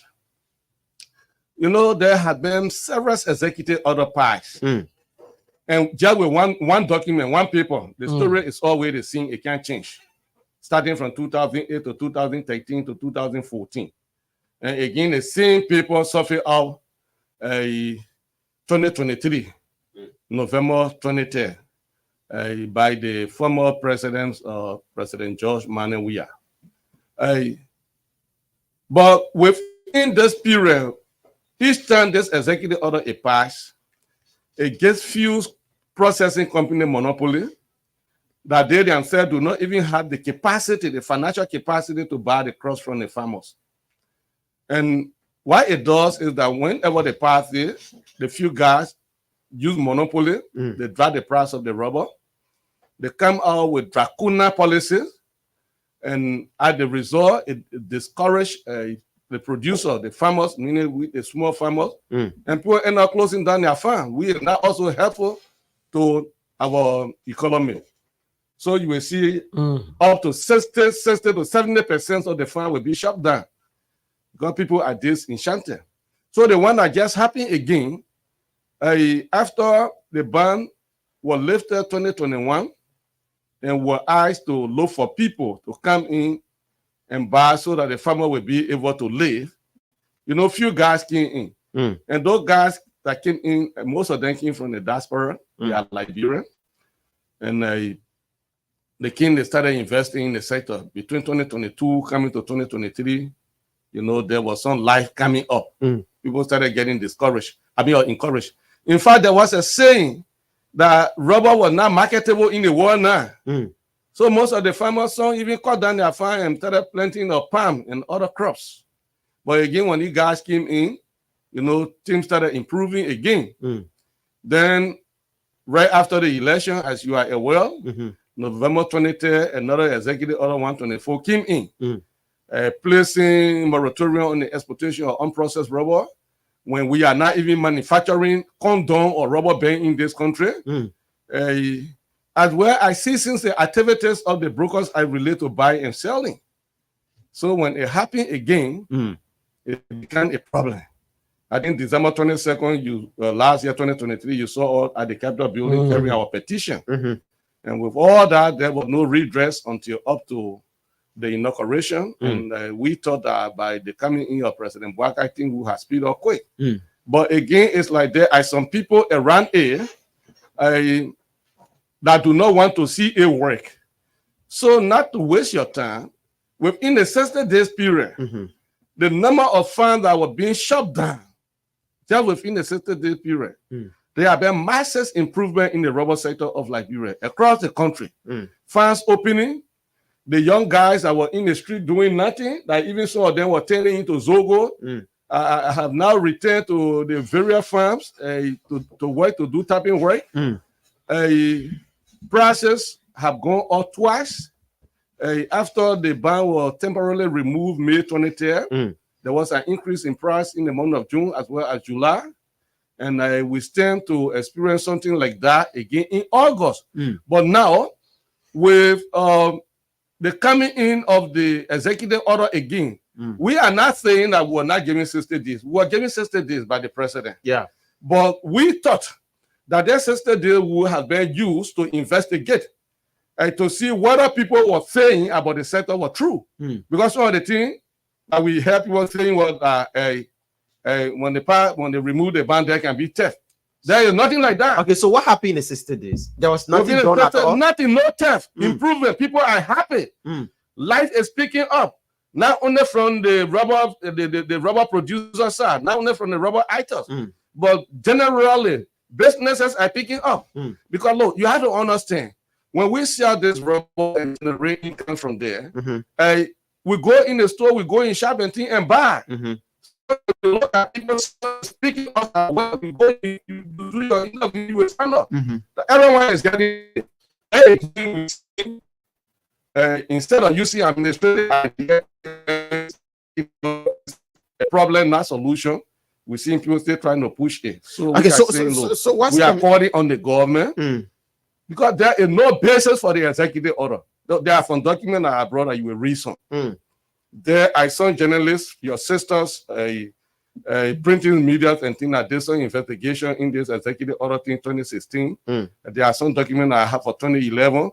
And nothing has been proven that there have been problems in the sector that have to do with robot tests and things. Okay. There is nothing that tribalism. There is nothing that sectionalism. What sectionalism will be doing in robot sector? Where tribalism coming from? So these things I said, and we are calling our government to drop that thing. Forget about this thing. Okay, that's the market remain open. That will be open for a competition, free market. Okay, there's a communication from the Minister of Agriculture to the port manager, in person of Sekou Dukle. Are you guys aware of any said document? Yes, it was sent to me. We saw the copy. It came from Minister Nuta to Sekou Dukle, and Dukle wrote a memorandum, and for which we can't blame him for that because he was taking instruction from a sectoral head. But the problem we have with it is that for it to come from the agriculture minister and not even using by the directive of the president, because when this ban was removed, it was removed with executive order 132. We are aware that it was for 60 days. But again, as I said, administratively, within this period will have been used to do some investigation and find out whether those issues that were raised in executive order 124 exist. And there is nothing like that. It will have been used to also investigate to find out whether executive order 124 were in the interest of the Liberian rubber producer and the Liberian people. And nothing. Okay, so go on. All right, so let me just go through it. It says from the Ministry of Agriculture, Republic of Liberia, Honorable Sekou Dukle, Manager of National Port Authority, Republic of Liberia, Bushel Island, blah blah blah. A reinstatement of Executive Order 124 after July 2024. Dear Honorable Dukle, I extend compliments and wish to alert you of the pending expiration of Executive Order 132, which amend Executive Order 124, allowing exportation of unprocessed rubber for a period of 60 days to allow continuance already at the National Port Authority. As you may be aware, the period of the reprieve under Executive Order 132 is expected to end effectively the 20th of July 2024, having served its intended purpose as of the expiration date. We urge the National Port Authority not to allow entry of any continuum carrying unprocessed rubber. Please communicate this information to all traders to avoid reoccurrence of what led to the issuance of Executive Order 132. Sincerely yours, Alexander Nuta, PhD, Minister of Agriculture. So that's the communication there. But that's the communication. It's clear that he wrote it, but our argument is this. I am saying that the Executive Order 124 is not a Bible to say that it can't change. So he was not in the country to know about the activities of the rubber sector. He was not yet to know the constraint that farmers went through. He was not yet to know the damages that were done, against the Liberian rubber brokers and things, where we lost millions of dollars on the field as a result of those few concessions company behavior, where most of our friends then could not stand a idea today, where a lot of them came down with stroke and their paralyzed, they are done, where a lot of people lost their property in collateral. So he was not here. And this thing is coming up. And this train, we supported the train, we got on the train so that it will deliver all. Now we are in the middle of the road. I am not saying that President Bouakai did not sign Executive Order 132 giving 60 days. But what I'm saying is that this 60 days will have been used to do some investigation. To know what's the problem. To know what's the problem. Okay. Because I can understand, I read one post one time, President from Bwaka, he said, but what really is behind the unprocessed rubber business? Okay. It means that the president himself is not ready as well. Okay. So that 60 days was enough to prove, to validate the argument, whether what these people talking is true or it is just a fake to exploit people. I have sat quietly listening to you, and it brings me to a point, and this is for the both of you to address it individually. If we will record Executive Order 124 issued by the then administration of George Weah, has said there were terrorist activities, if you want to say, or hacking, we want to talk about several factors were outlined in the part of the reason why I had to, put a ban on the exportation of rubber. When the mounting concerns from new individuals, the Joe Barker administration came on. And I can record the president in Executive Order 132 did not at any point in time promise the rubber sector that the 60-day period will be used for investigation. What the president said was that it is our understanding we have already at the port. There were containers of rubber packed stock there, and rubber farmers were losing thousands of dollars. And so there is a need that we lift this moratorium so as to allow you guys, the goods are already in stock or the ones on hand could be sold. And after this period, the ban will be reinstated. So there are two questions that come to mind. First, when the Executive Order 132 were passed, and you guys knew that after 60 days, this ban will be in place. I mean, what step did you take at the time, perhaps to communicate to the president that, Mr. President, let's use this 60 days period for investigation? Now that you did not say anything of such until this 60 days has expired, and now that you have come up with a point that there should have been a need that the government come up with an investigation to come out. So someone is saying you guys not being honest with the conversation, that you cried that the ban should be lifted so your goods should be sold, and the president listened and lift the ban and the goods be sold, and the ban is reinstated. So what's the problem? Okay, thank you. So let's get there. In the first place, we are not being quiet. We are not being sitting down. Within the 60 days period, we have been working. We have been negotiating. We have been talking with stakeholders. Even as I speak, we wrote the president of the Republic of Liberia, His Excellency Joseph Numa Boakai. Our communication is there, telling him that there's a need to reconsider dropping this thing, or if it can be the 24 months that we requested for it to be given. I mean, so that we will be able to recuperate. Is this by then when the ban being lifted? After the president? No, during the period. During the period. During the 60 days. Yeah. We have been working. We are not been sitting. The reason why we have come out is to also provide information to the Liberian people.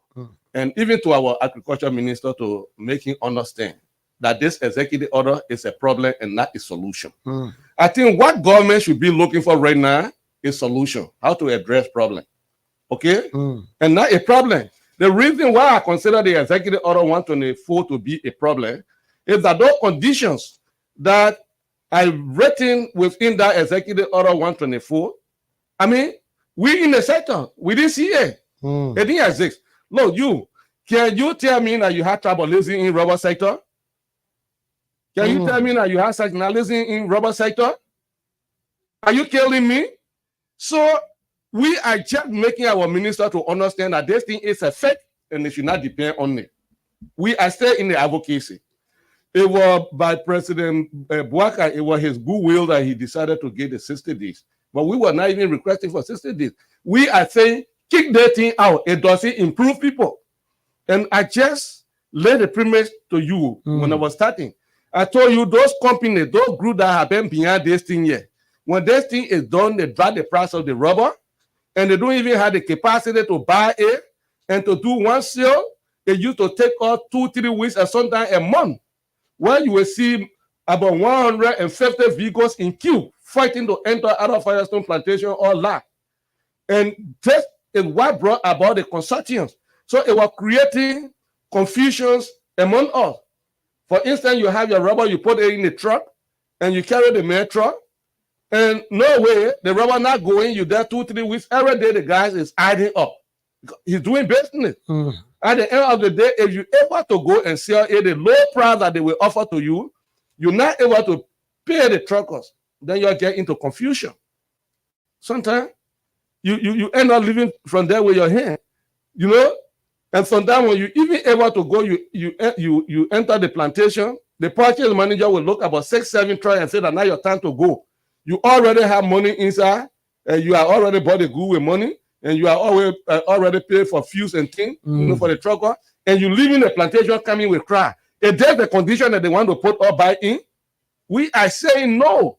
I mean, this is an advocacy that we, and that is the reason why we have been very much constructive in engaging it. So as you saw, during the 60-day period, we have been talking. We're writing, we're talking. We're writing, we're talking. You got me? And even as we speak, for that we ourselves have also decided to establish our own processing plan also. All the processing plan they're talking about, there is no Umba Liberian in this country. Then people would like to compare Liberia with Africa. Africa has 30-35 processing plants, yes, but it's Umba abhorrent. You get me? So even people, the person who is behind the executive order that have been paying money is somebody that came in at the result when we got stranded by Firestone and Labden, where I told you that they were not having the capacity. When these few guys came and they started buying the pricing, came also and all of them were buying the couple of selling it. I'm talking about Jati, that mean people. Okay, and we have a very good relationship. That's a great thing that he has come. Are you considering this is a grave allegation that why there's something that I can prove that why Jetty will want to influence the executive? Now why he did there's something that married my friend. I know where we came from. I brought them in the program, but instead now he said against all now he started taking side for those very processors that were killing us. So we are saying no. We say no today. We say no tomorrow.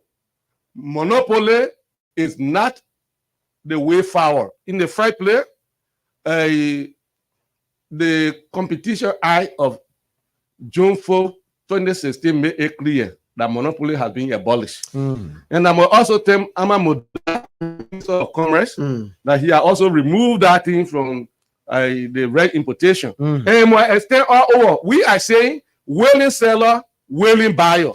Okay, let's cross over to. I like the way he said. So they have the secretary right there as well. 60 days you are given.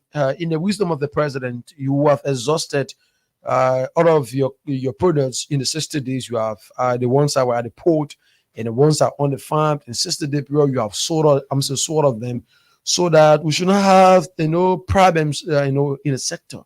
You have 60 days to your period. You want to tell us how exactly it was with you?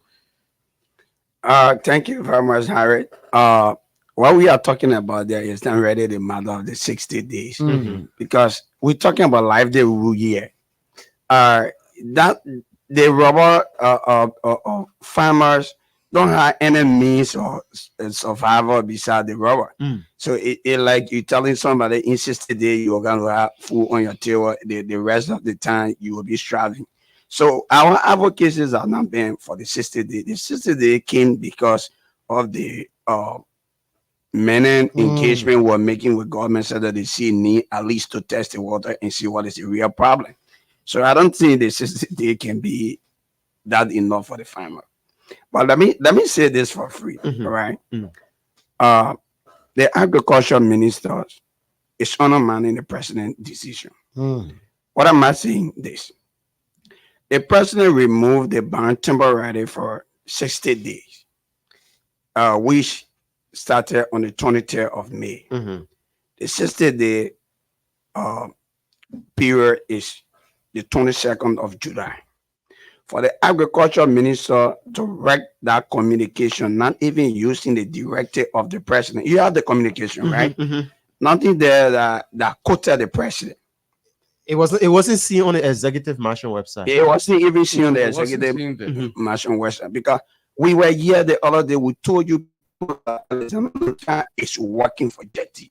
And it is clearly, it's clearly proven, right? The president of the Republic of Liberia is the head. The president is the one that amended Executive Order number 124, Executive Order 132. It is the same president that's supposed to write and halt the time frame that was given. It can be the agriculture minister just using governor of Liberia needs to governor of Liberia to the minister of agriculture. That doesn't anything that is issued the management of MPA that was the president who passed that because the president never voted. He was saying it in his own order because he wanted to please Jetty.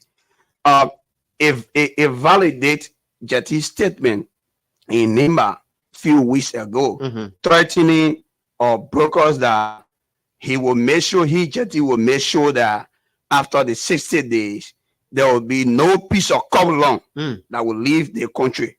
Jetty. The Jetty made us? Yeah. He made it in encyclopedia. It's provoking people. So one of our members buying station or broker buying station in encyclopedia, he made that statement to the broker there. And the other thing I want to talk about here is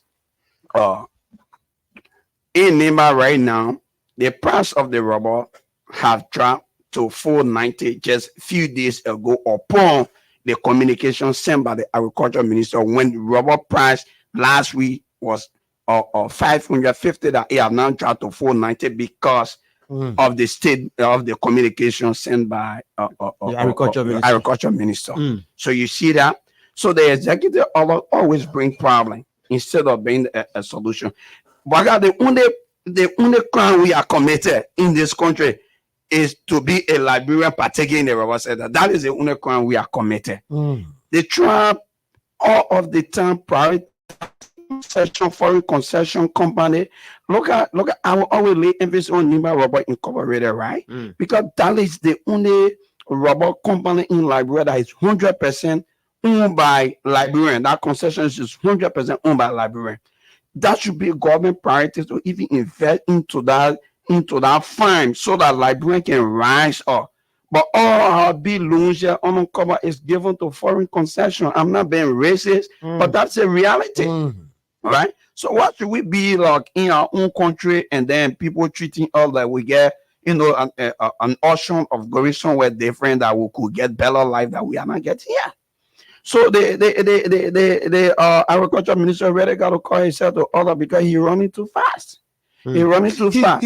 He serves as the sectorial head for you individuals in the rubber sector, evidence that he's been the agricultural minister. If there's no solidified relationship with the consortium in terms of understanding your needs and priorities, it means that there is a problem. It means that a lot of those advocacy, it is the agricultural minister that need to take a message to the president. How is it now that you guys are having not it appears to be not a cool working relationship at all? From the entomology of the whole executive cases, one of the staff within the agriculture minister office told us that the agriculture minister wasn't waiting to sit with us.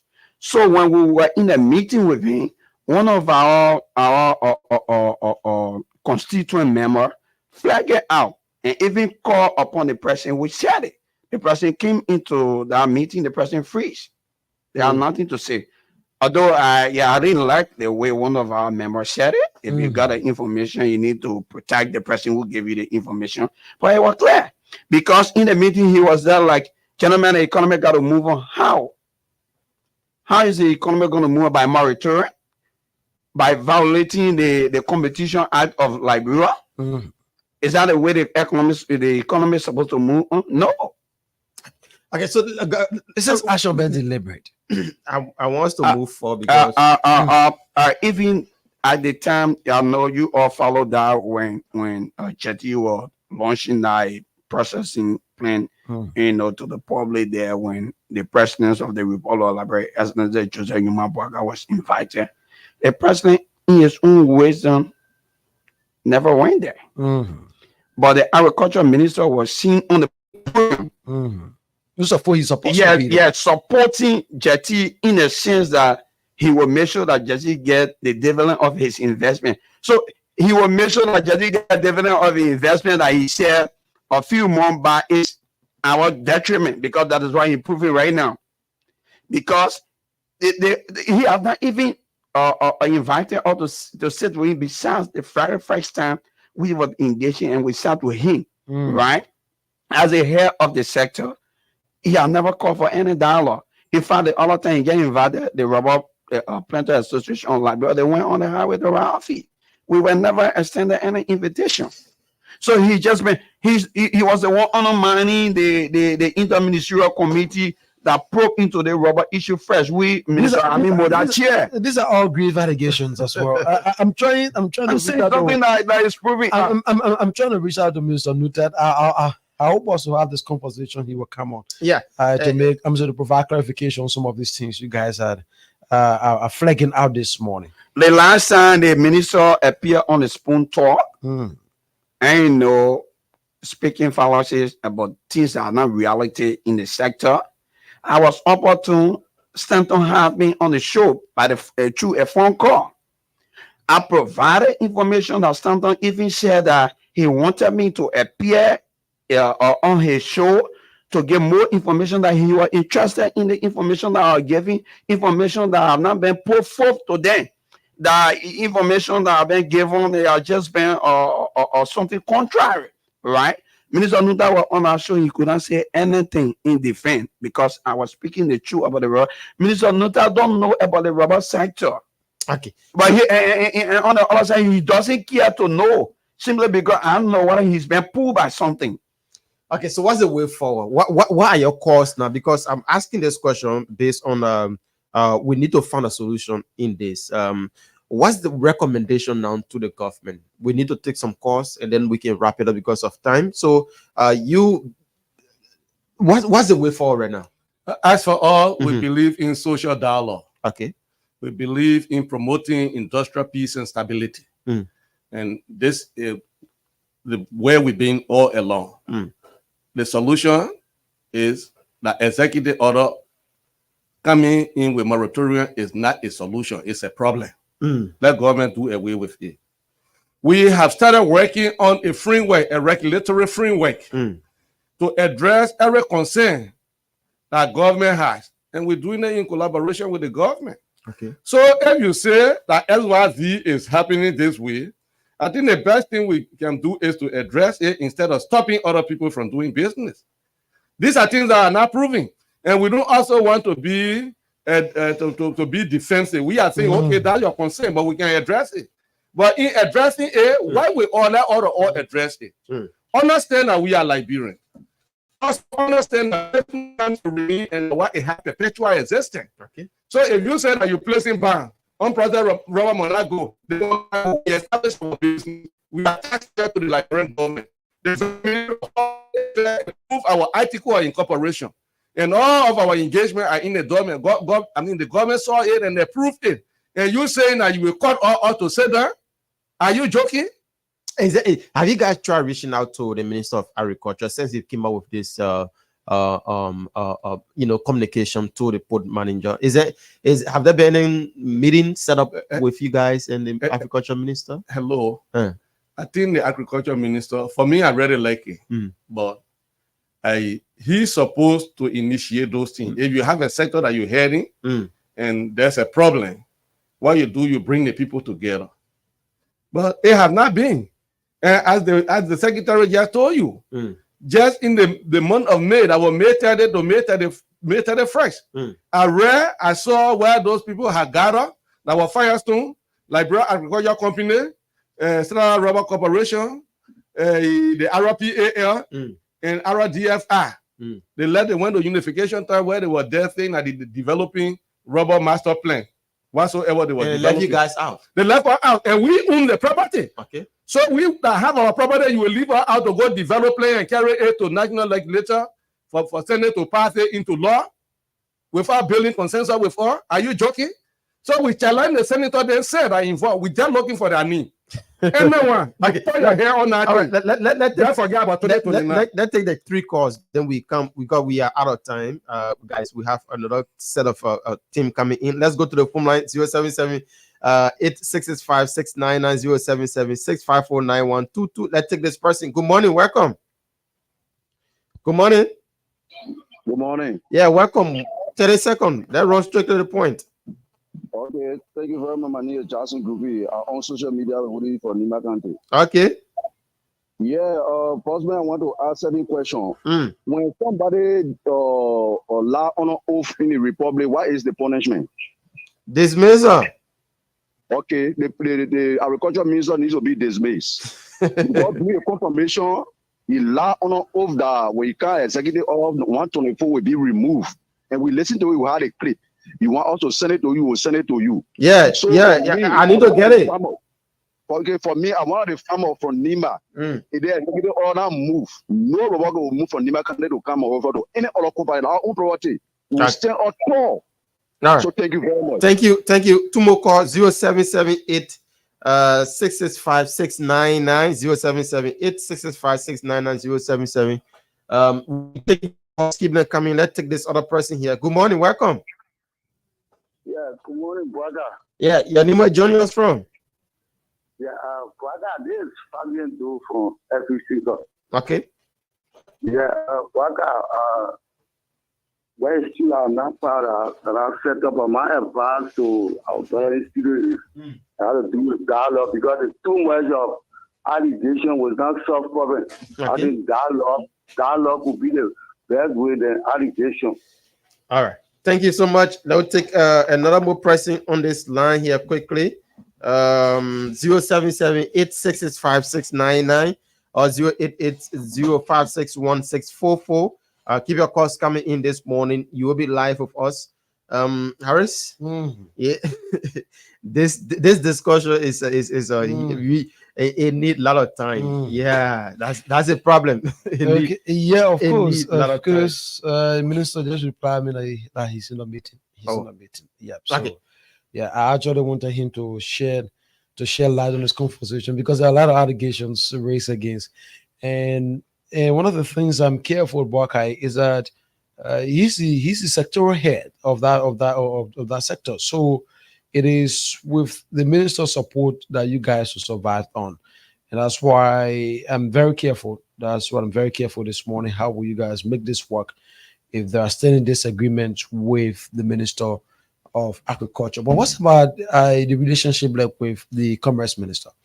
Courteous, very, very courteous. He listening to you. He listening because he respect our core value. Our core value is open market, the free market competition. I mean, he just exhibited it. You just saw. I mean, he dropped monopoly on the importation, all right. When it comes to regulation, okay, that normally these are things that government need to do. And there is the reason why we are telling you that we ourselves are developing a regulatory framework to make sure that all of the concerns from government or whosoever can be addressed. For all, we are open to dialogue. We are open to dialogue. We are all along being open to dialogue. And I will give you a communication, a document from Daily Observer on the scene executive order that a journalistic investigations were done and no evidence was found for even the executive order how you call it 50 and 60. I have it. I will leave it with you, photocopy and leave it with you. And the general advice, they said, look, the best thing that you can do is to bring the people together, sit down and discuss and see how you can work together because nothing we are seeing. Okay, so this guy can just do that thing to keep us poor. Clinton, and this time we will exert to remain poor. Okay, Clinton, is there any way that you can have a cordial working relationship with you in Jetty and other large robot industry sector? To come together and work as a united team? That's my question. Yes. Baga, you see, I sometimes wonder whether Jetty is a real business person by profession or maybe just a business person by practice. Because if you are a business person by profession, we allows you to have in-depth knowledge in the theoretical aspect and also the practical aspect. You will respect your raw material source. We are the raw material source. We have the product that you want. Instead of you building an understanding, instead of you having an MOU with us, you decided to use the government to put moratorium so that people will be subjected giving you the product. That is not a fair market. A fair market is where both buyer and seller are happy with the transaction, right? Jadi could say, look, let's talk. Even the former agriculture minister initiated that.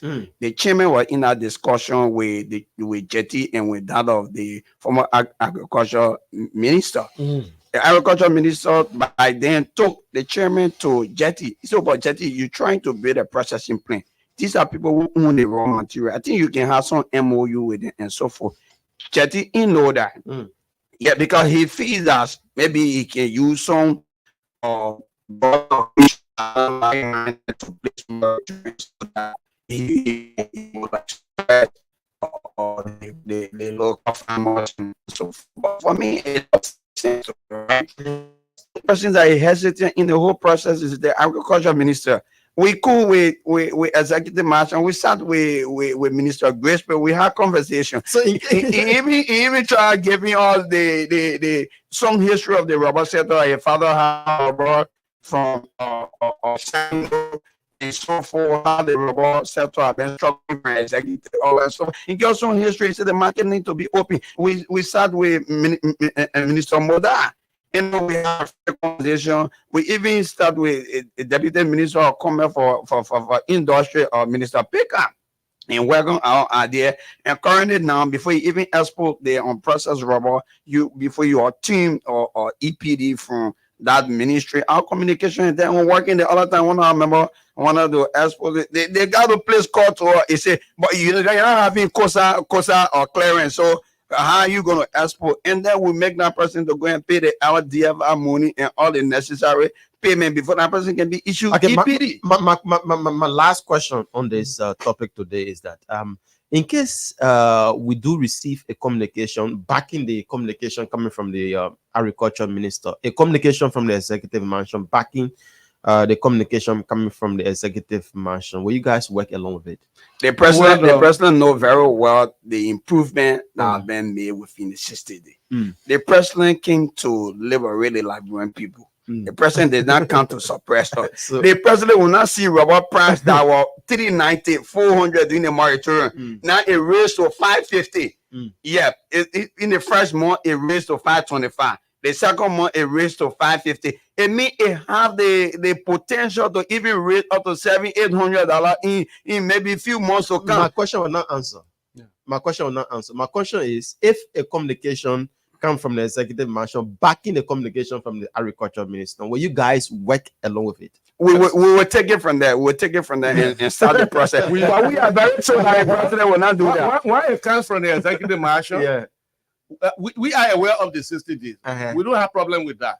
But we are saying that the advocacies continue until the Bukume can be removed. The executive order 124. Because it's a problem. It is not a solution. I don't think the government will be interested in seeking for problem. I mean, we have validated everything. The executive order is just a skin to destroy people. Anyway, so if the president come out with executive order or whatsoever backing, he's our president. We'll honor it, but we'll still continue the negotiation. Okay, Clinton, to wrap up from in this play, Team 4 apart, there's a bread described in that play called bread in Nikki. The bread stated in a code. Say, if the man learned to shoot without machine, then I learned to fly without power in my wing. So if the agriculture minister feels that he can make our farmers to die from hunger, he can make sure that Jetty is satisfied with his business, but the Liberian people die out of poverty. Then we'll also make sure that he can be agriculture minister. Okay, so all of this is based on somebody benefiting immensely, which is, according to you guys, quote unquote, the agriculture minister is benefiting from Jetty. That's why this is being put forth again by him. I think so, right? Yeah, we are clear. If you want to work with Jetty, let him just resign from the ministry and go to Jetty Project. Let me a manager for Jetty Project. As long as he's sick there and thinking that he can suppress her, will also make it is not a threat, but we'll stage a national civil strike. He will going to be removed, and we'll make sure across the 15 country, no rubber product will be removed from there. Let's see how it survives. Okay. Somehow we're willing to die in the process because it is better for us to die with our boots on, standing on our feet, than to die by kneeling on the people. Okay, don't die. Let's cross what the chairperson can. Yes, the chairperson, so he can wrap it up from his end. Mr. Chairperson, this I think we all should be calling for reconciliation, and I think we all should be calling for a dialogue in addressing this thing. This is not about who's who or who's on top of their game, who's this. It's about calling for dialogue in asking the president what you want. This will be a genuine call now to the president. And Mr. President, you lifted the moratorium on X, Y, and Z, and this is where we are today. Replacing it will carry us back to where we were. So now, Mr. President, there is need that we continue from where we have started. I think that should be the call. And this is why we have started already, even before the expiration of the executive order 132 that gave the temporary removal.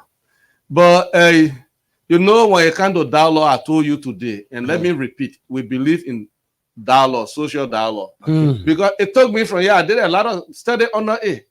And that's the reason why it is just difficult for anybody to just beat me. I'm very sober when I'm addressing issues. You get me? Okay. I did some study on the Prodia. Prodia is promotion for social dialogue in Africa. They are based in Senegal, Dakar. We did a lot of studies on this thing here to bring peace. We believe in peace. But you know why? That's a problem. Are you following me? Yeah, go ahead. And what really getting people to be so aggravated this few days is that when Jetty went to Saglepi and made that statement, and when he said that he will make sure after the 60th day a piece of cobblon will not leave this country, that was not a statement from the government, a statement from a private businessman who want to tie people down. People consider it to be an idle provocation. Okay. As I speak to you, the national building up with all we not rather sleeping. Call is coming all over from around the country.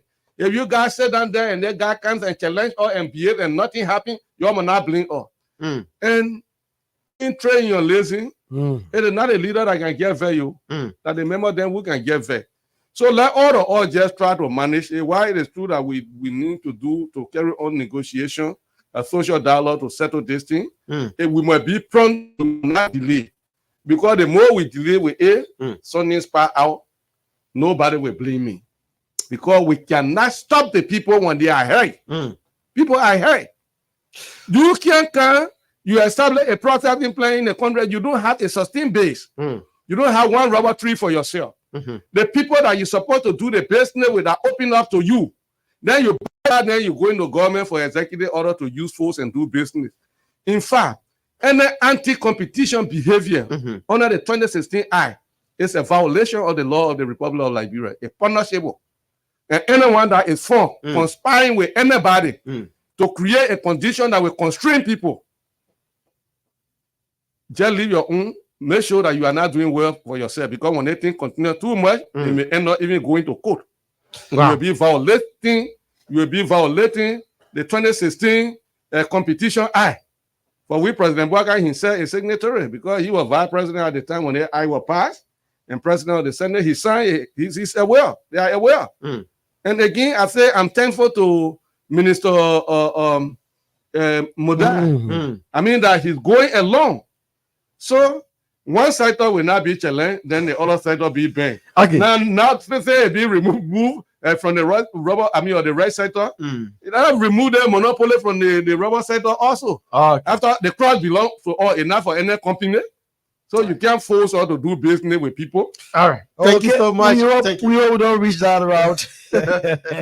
We hope that things be welcome in as soon as possible. No, we work on it. I mean, no, for Nuta is mine. I really like him, friendly speaking. But I'm disappointed that I mean he's taking another train. Oh, you like the Yeah, no, I like the man. I told you yesterday. I said I like the man. I don't want to work with him. I like the train that he's taking.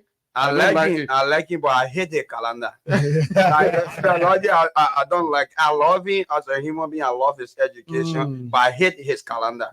We hope things will be worked soon. Yeah, we can work together, but nobody should think that you will put all out of business. Like what Firestone did to all year before, and people die, and today most of our friends are crippled. Okay, it will not be a business as usual. Okay, thanks so much. That's the voice of the chair.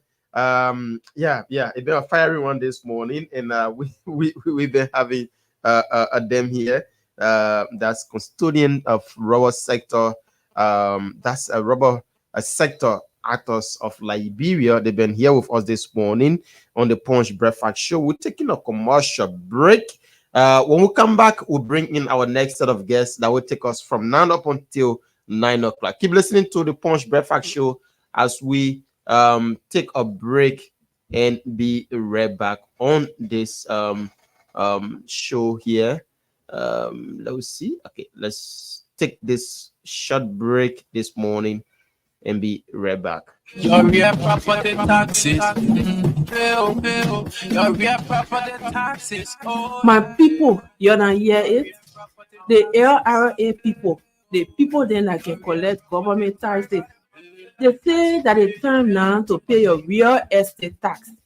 Whether you get house or you get land in a city or outside the city, the LRA people say that it's time to pay your tax from now to July 1 this year.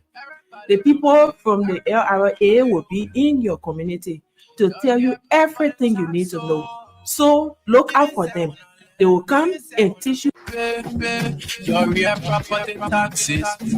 Your real property taxes. My people, you don't hear it? The LRA people, the people then that can collect government taxes. They say that it's time now to pay your real estate. You get land in a city or outside the city. The LRA people say that it's time to pay your tax from now to July 1 this year. The people from the LRA will be in your community to tell you everything you need to know. So look out for them. They will come and teach you everything you need to know about paying your taxes for your properties. Just cooperate when you see them in your community. In your knowing, when you pay tax, all of us can enjoy. When you pay your tax on your land or your house, the government will do plenty fun things for all of us. Pay tax, we all enjoy. In a limit of from a court, John Brown, you can pay even when you living uptown. Your real property taxes. Your real property taxes.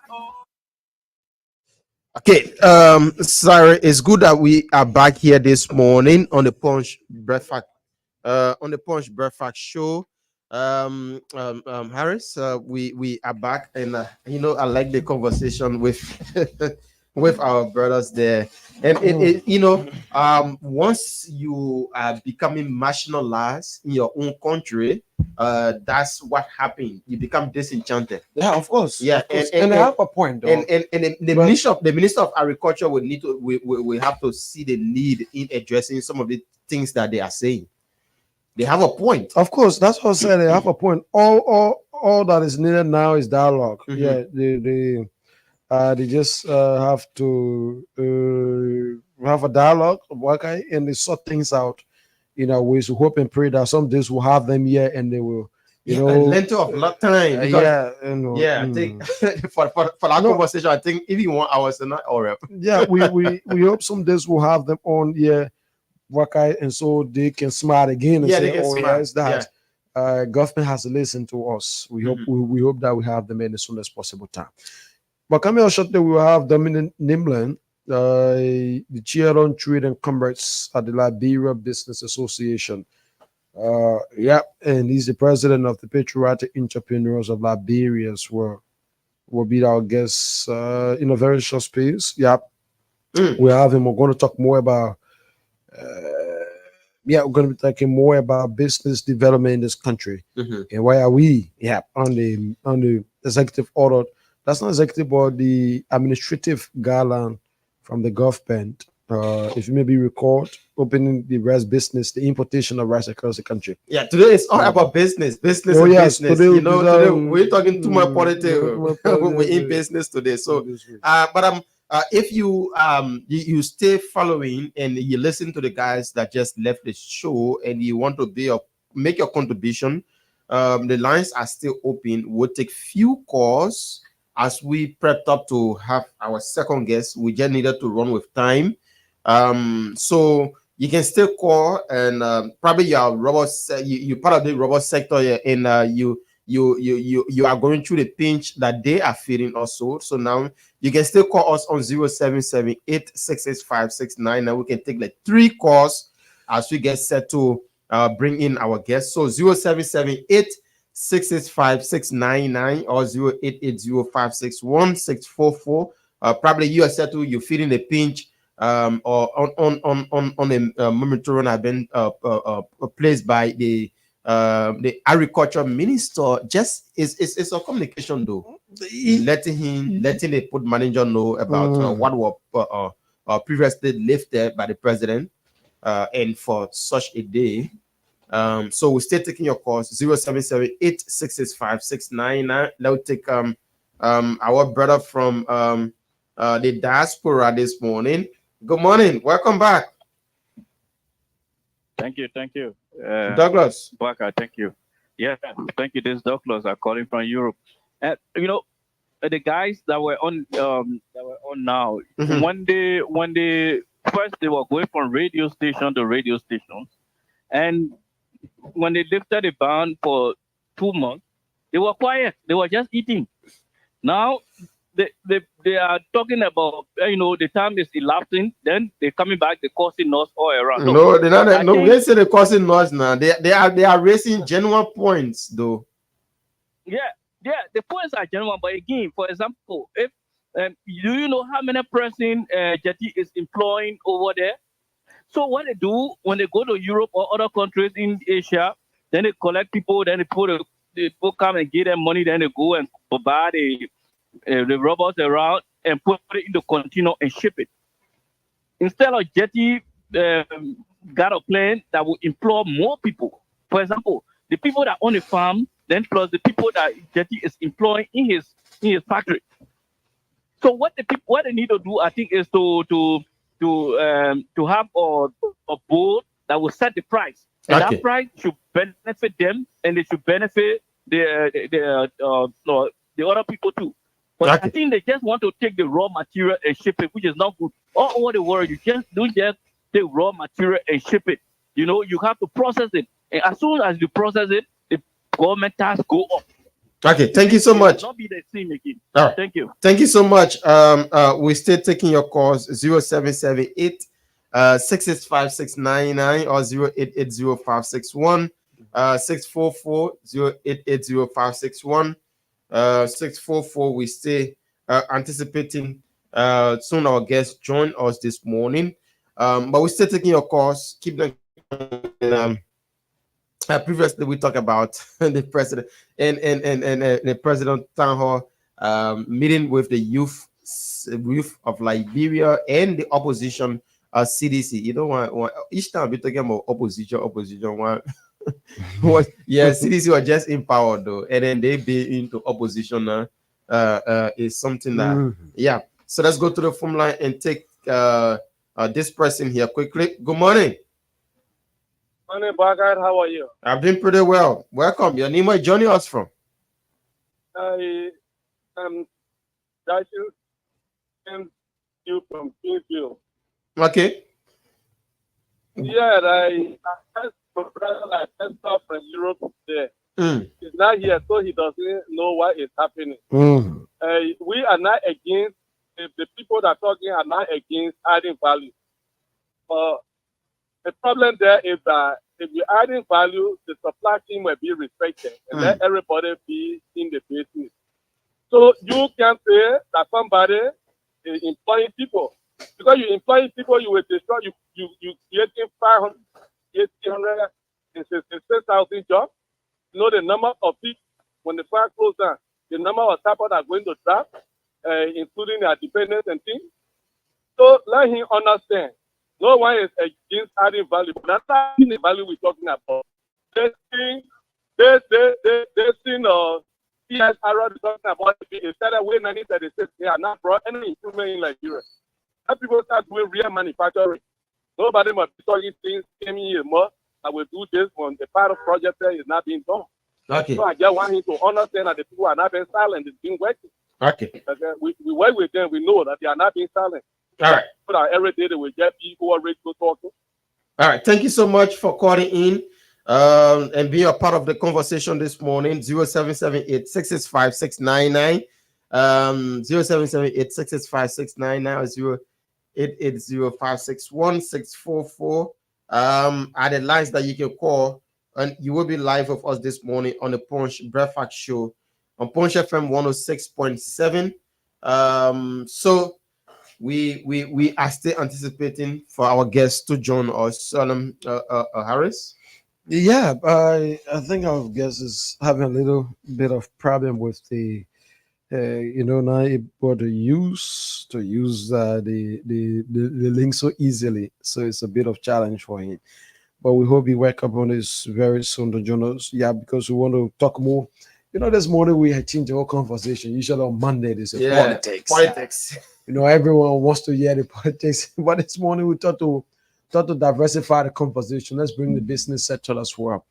Let's have a conversation with those in the business climate. Let's solicit their views on how is it. So you listen to the guys on the rubber sector work, how challenging it is. For them, they're not against jetting, right? But if the government will say let's put a stop to the exportation of unprocessed rubber, then this government had a law that strictly encourages people to value and respect the value chain, right? So that's to say, if Baka is the manufacturer, I'm saying if Baka is the supplier, Baka remains a supplier.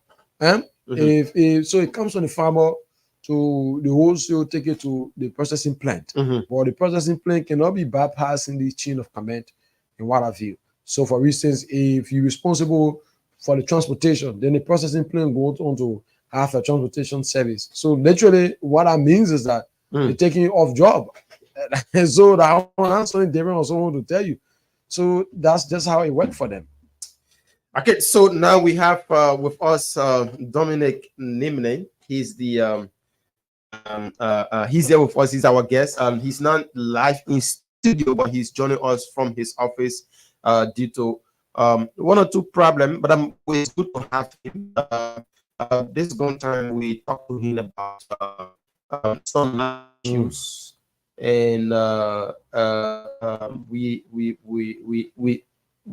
had a all right. So he's still trying to set up. As soon he conclude, we'll be crossing over to him. Mr. Dimle, good morning. Are you getting us?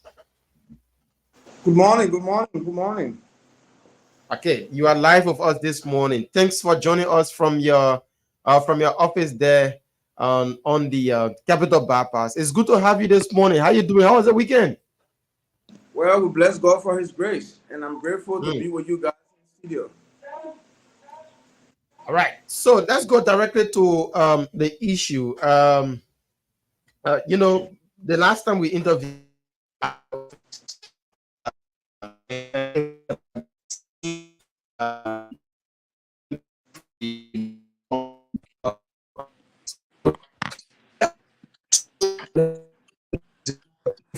previously with Mr.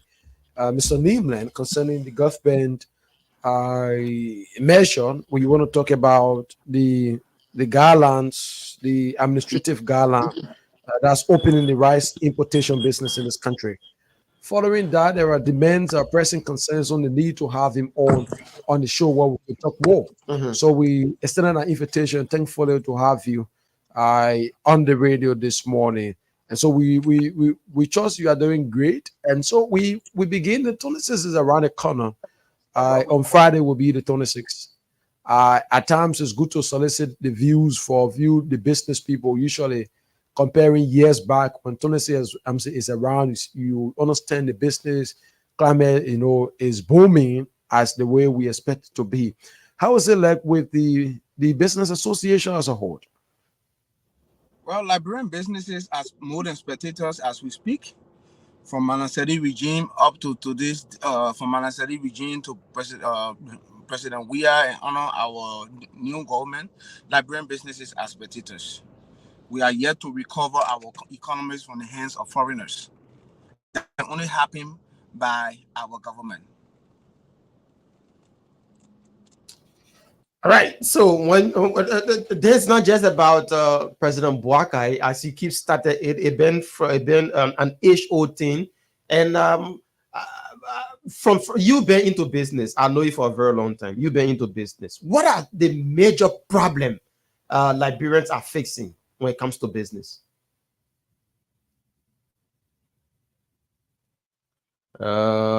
He just went off again. Yeah, he just went off again.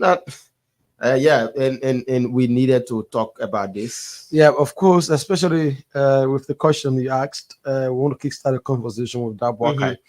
I just don't know. The internet's giving me a bit of problem. Just don't know, but I hope he adjusts. It's very important. It's very important that we have this conversation this morning, folks. You got to be of us. It's in your own interest as well. All right. Yeah, it's in your own interest as well. So, but how be it, Baka? We hope Mr. Nimble rejoin us on the conversation. We got to take him off the stream. Okay, that's good. And the wait once he returned, then you bring him back on stream.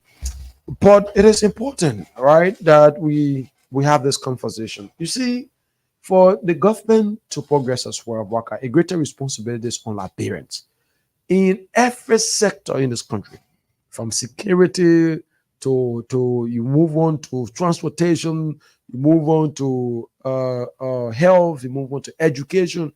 Everywhere in this country, it is with our parents that can develop this country. Why can't you bring in foreign national? Yeah, they will play their part. Huh? They will play their part. Of course, we welcome them. But what will happen is that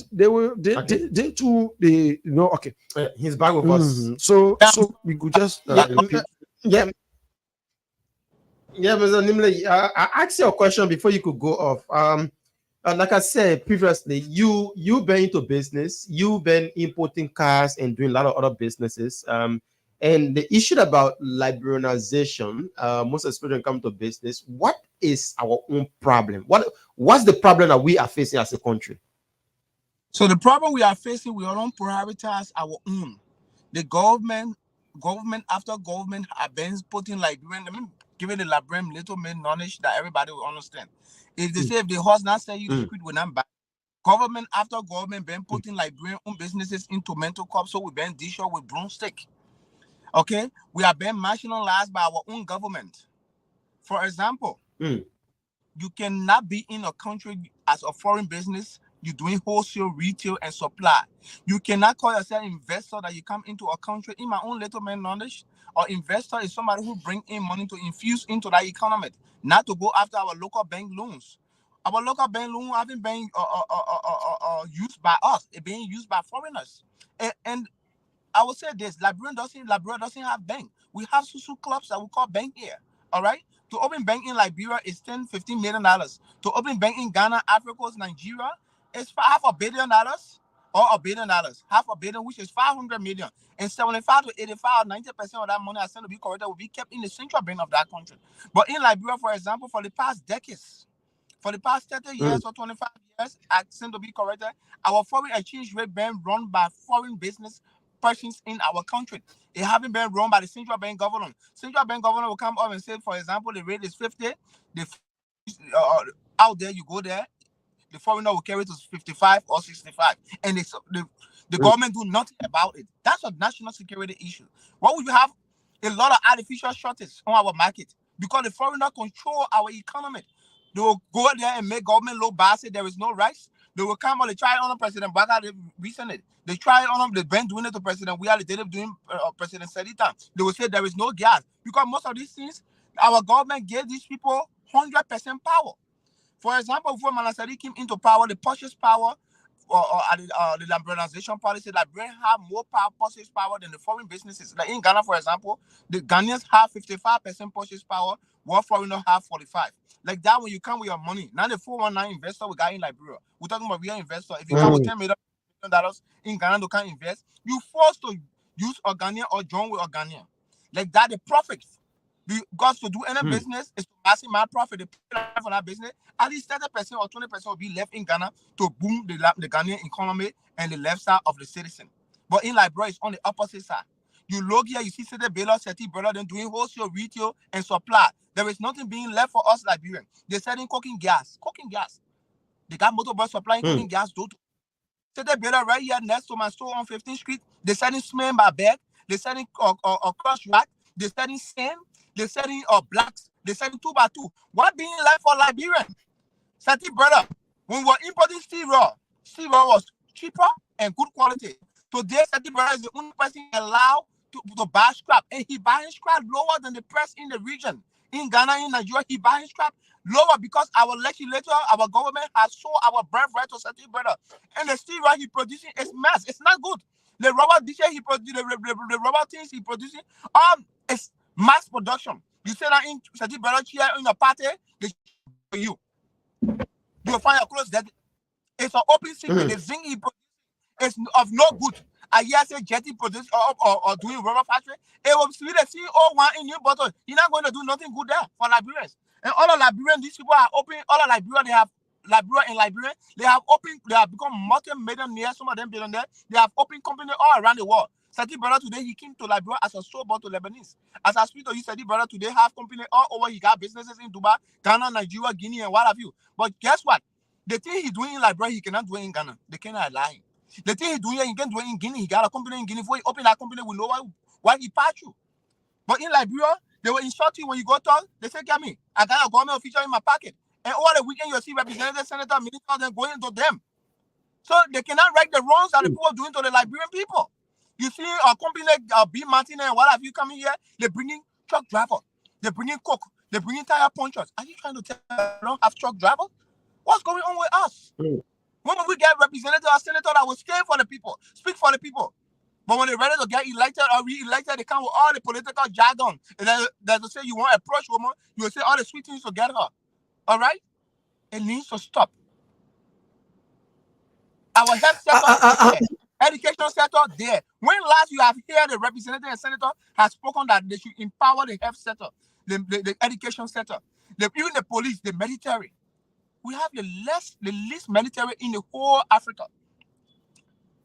The least. All our borders are vulnerable. Our borders are vulnerable. You know what happened during early and Joshua regime with the Burkinabes that in Grange there? They're taking over slowly. You know this world? These people have playing in a forest in Grange that they're exporting their cocoa and you are not against that. But if you don't tell them we'll have book around in Liberia, I keep saying they will go and harass the citizen. They kill them in the bush, nothing come out of it. They make road in the forest that they're taking goods from Liberia, importing and exporting all of Liberia unknown to the Liberian government. It's an open secret. The senators of Grange, the representative of Grange, they knows about it. These people did the same thing in Ghana, and the Ghanaians have to drive them all of Ghana, broad daylight. We sit down here, things happening to us, nobody care. From the president after president, not just President Baka, government after government.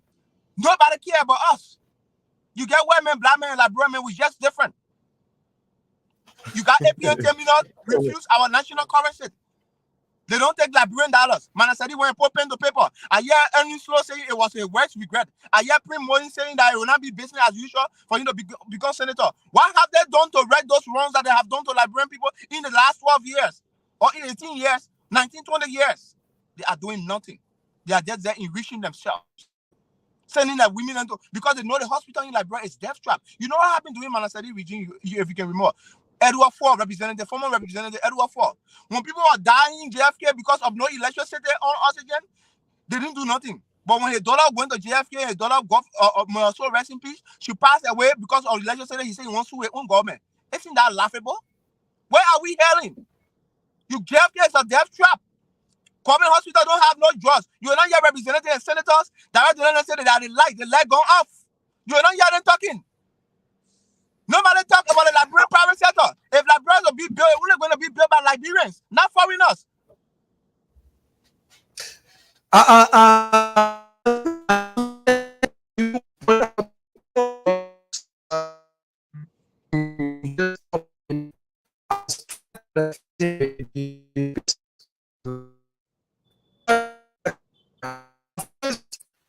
Look at the side on in terms of responsibility.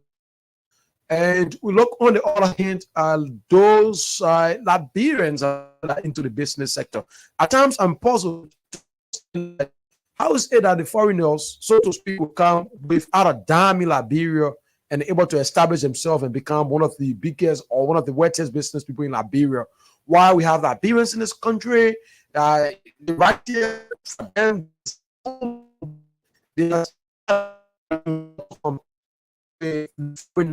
so some two conversation. I swear, and on the other hand, that's where the challenge with Liberians themselves, as we discussed this issue. So the reason is because of our government, like I previously stated. If you have us that sell you, they don't give you respect. What you expect for foreigner to do to you? The banking institution in Liberia is a cartel. One of the bad and criminal bank in Liberia is LBDR. That's why I make a lot of confusion with the former president John B.S. David. Millions and billions of dollars have been given to LBDR for Liberian businesses. They take that money, they took those money and give it to foreigner and got the percentage in it. They got a construction loan, agriculture loan to LBDR. They took those money. What when they give you the construction loan, my brother? It will be after 3 or 5 years when you start paying back. All the building you see Lebanese people own today, Indians. It is our money. Money that made for Liberian. Like when I told Miller, I told the current commerce minister, because we're working with him a little bit, I would say 25%. And we should be working with him 100% at the Liberian Business Association. I told him, they just launched some loan, $6 million, I sent to be corrected, from World Bank. And the World Bank gave this money with 3% for Liberian owned businesses. We don't, I like dominant name, all of the well-meaning Liberian out there, we cry every day that our problem is asset to finance, and the people have done the due diligence and get to find out that our problem is asset to finance. But always, that's why I say the World Bank, the USAID, all of them is not in the favor of Liberian changing the dynamic or Liberian growing to another level. Because if you really want us to grow, you will not keep using one means. Whenever you get the money to the very banking institution, you make them rich. You get the money for 3%, they give it off of 15%, 20%, 11%. For what? And guess what? They will ask you for property value that they know your great-grandparent didn't have or the parent don't have. That's a clear indication they don't want to give you it. They will take that money again, divert it to foreign businesses. How will you give me loan of 35%? Then the day I take the loan, I start paying back. Will I be able to pay that loan? No. They got two different interest rates in Liberia. They got the foreign business interest rate, they got Liberian own business interest rate. Now, I'm talking all the rice stuff that the market is open. I said, no. I congratulated him. I said, thank you, Mr. Minister. I said, thank you, Mr. President. It is a good thing. To say it and to do it is another thing. The policy you bring in on this rest issue, it won't work for Liberian businesses. How many Liberians, all of 1 million, like doing business, or 2 or 3 million, how many there can put 500 million in their account? It don't stop there. They must build warehouse at a certain level. They must do this and do that. They want to start. You think we can make it? That's a clear indication that the people are doing rice, but they must continue bringing rice. They must continue getting rich at the detriment of the Liberian people. We're not going to reach that man. Foreign businesses in Ghana, they have their own brochure, while the Ghanaian businesses have their own brochure. They make the Ghanaian businesses more favorable to the extent. I want Japan to go represent Liberia. I will come to that part. You see the Ghana business or literature that the broke show to do business, to invest in Ghana. For the Ghanaians, the indigenous businesses, you won't do business there tomorrow. The one for foreigner, it will scare you. That's why the foreigners work with Ghanaians. And the profit will be left with the Ghanaians, they will not share. But in Liberia, you give foreigner all the right. You got 75% purchase power given to foreign businesses, while 25% purchase power being given to we Liberian-owned businesses. It will interest you to know that the foreigners will put the container outside from Freeport. You will not see no LRA behind it. You will not see DEA. You will not see anti-smuggling. The LRA and Sony will be opening container on Kerry Street, 5 o'clock in the morning, 7 o'clock in the night, no custom officer. But when a Liberian container is, I hate to say you brought substance, drugs, or something to put in the air to kill Liberians, they will send all the forces behind you. And they will find way to hold you. They have done it to me 2 times. As I speak to you, I got one of my car in Freeport that they hold for no reason. The last time again, the dead zinc that I brought from in Liberia, you know, we got English, we have our own English. The dead zinc, the Chinese people are producing it. They put there a roofing tile with like an exhaust water because it got rack on it, something the sand on it. The custom officer can't see it. And the exact quantity I declare on my document and the exact quantity in the container. He can't see it. He say, why did I put dead on it? Can you imagine they went and charged me 8,000 plus? That's how I went to the commissioner. I said, Commissioner, you have to call your people for tutorial because most of them don't know the job. And they are harassing Liberian own businesses. My last conversation I had with the commissioner, I said they are harassing Liberian own businesses. He said, oh, Dominic, most of the time, Liberian honor declare. I said, Liberian are the first to honor declare. George Abijade then here bringing George of $100 million US worth. It went on the carpet here, anything go there? The people then disappear from jail. They travel overnight. Lebanese men will kill Liberian here. Nothing will come all of it. They kill Liberian here. Nothing came all of it. But if Liberian come and take it will come a time that we will stand up for our rights. They will bring AFL, they will bring police to shoot us, they will kill us, and the border will finish. We pay the local businesses pay more taxes than the so-called businesses. All the so-called big businesses in Liberia were interested to know that the government getting a lot of tax incentive while they bringing in finishing products. They lie to the government, the manufacturing here, they bring in finishing products. We have disclosed that to government so many times, uncover it, but they are doing nothing because government, ministers, from ministers to representatives and senators, friendly with those foreign businesses.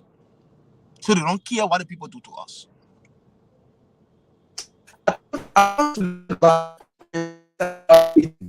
Have benefited by circumstances so as to provide an account of these happenings. But it is important again to bring out a few points. There is a new government. President Walker has taken over. Counting from January to this time is about 6-7 months now. When we look through the legislature as well, we see the speaker is a businessman. We see the deputy speaker is a businessman. We move on to the Senate. There are a lot of business people with the Senate. So to speak, the 55th legislature is 65% in my grading, about 65% business people. The president as well had the commerce minister who was a businessman, and a lot of individuals. So it presents a situation that there is a brighter future for Liberian businesses in this country. Well, you can say that again, and you're 100% automatically right in your audience just now, like you just said. A lot of them are business people. They have come and go. They make no changes. We got Rugi Barry. We got Musa Belete. We have the Honorable Speaker. We have the Tomo Fala is a business person. We have a lot of them in the lower house and the upper house. All of them, all right? All of them got 1 or 2 doing, but they don't speak for the masses. They don't act. They don't leave no tangibles. Can you imagine we carry documents to these people? And to the extent that I have resolved to carry documents from one representative to another representative office, from one senator to another senator, for decades plus. When you carry documents, they read it. Oh yes, this document is good. I will put it on the floor. We'll debate it. We'll make sure something comes out. Child, you think about it, trash it. Because what? When they put it into full swing, they make it to happen. They make it out of reality. They will then be friendly with those Lebanese, Indians, Chinese, whosoever.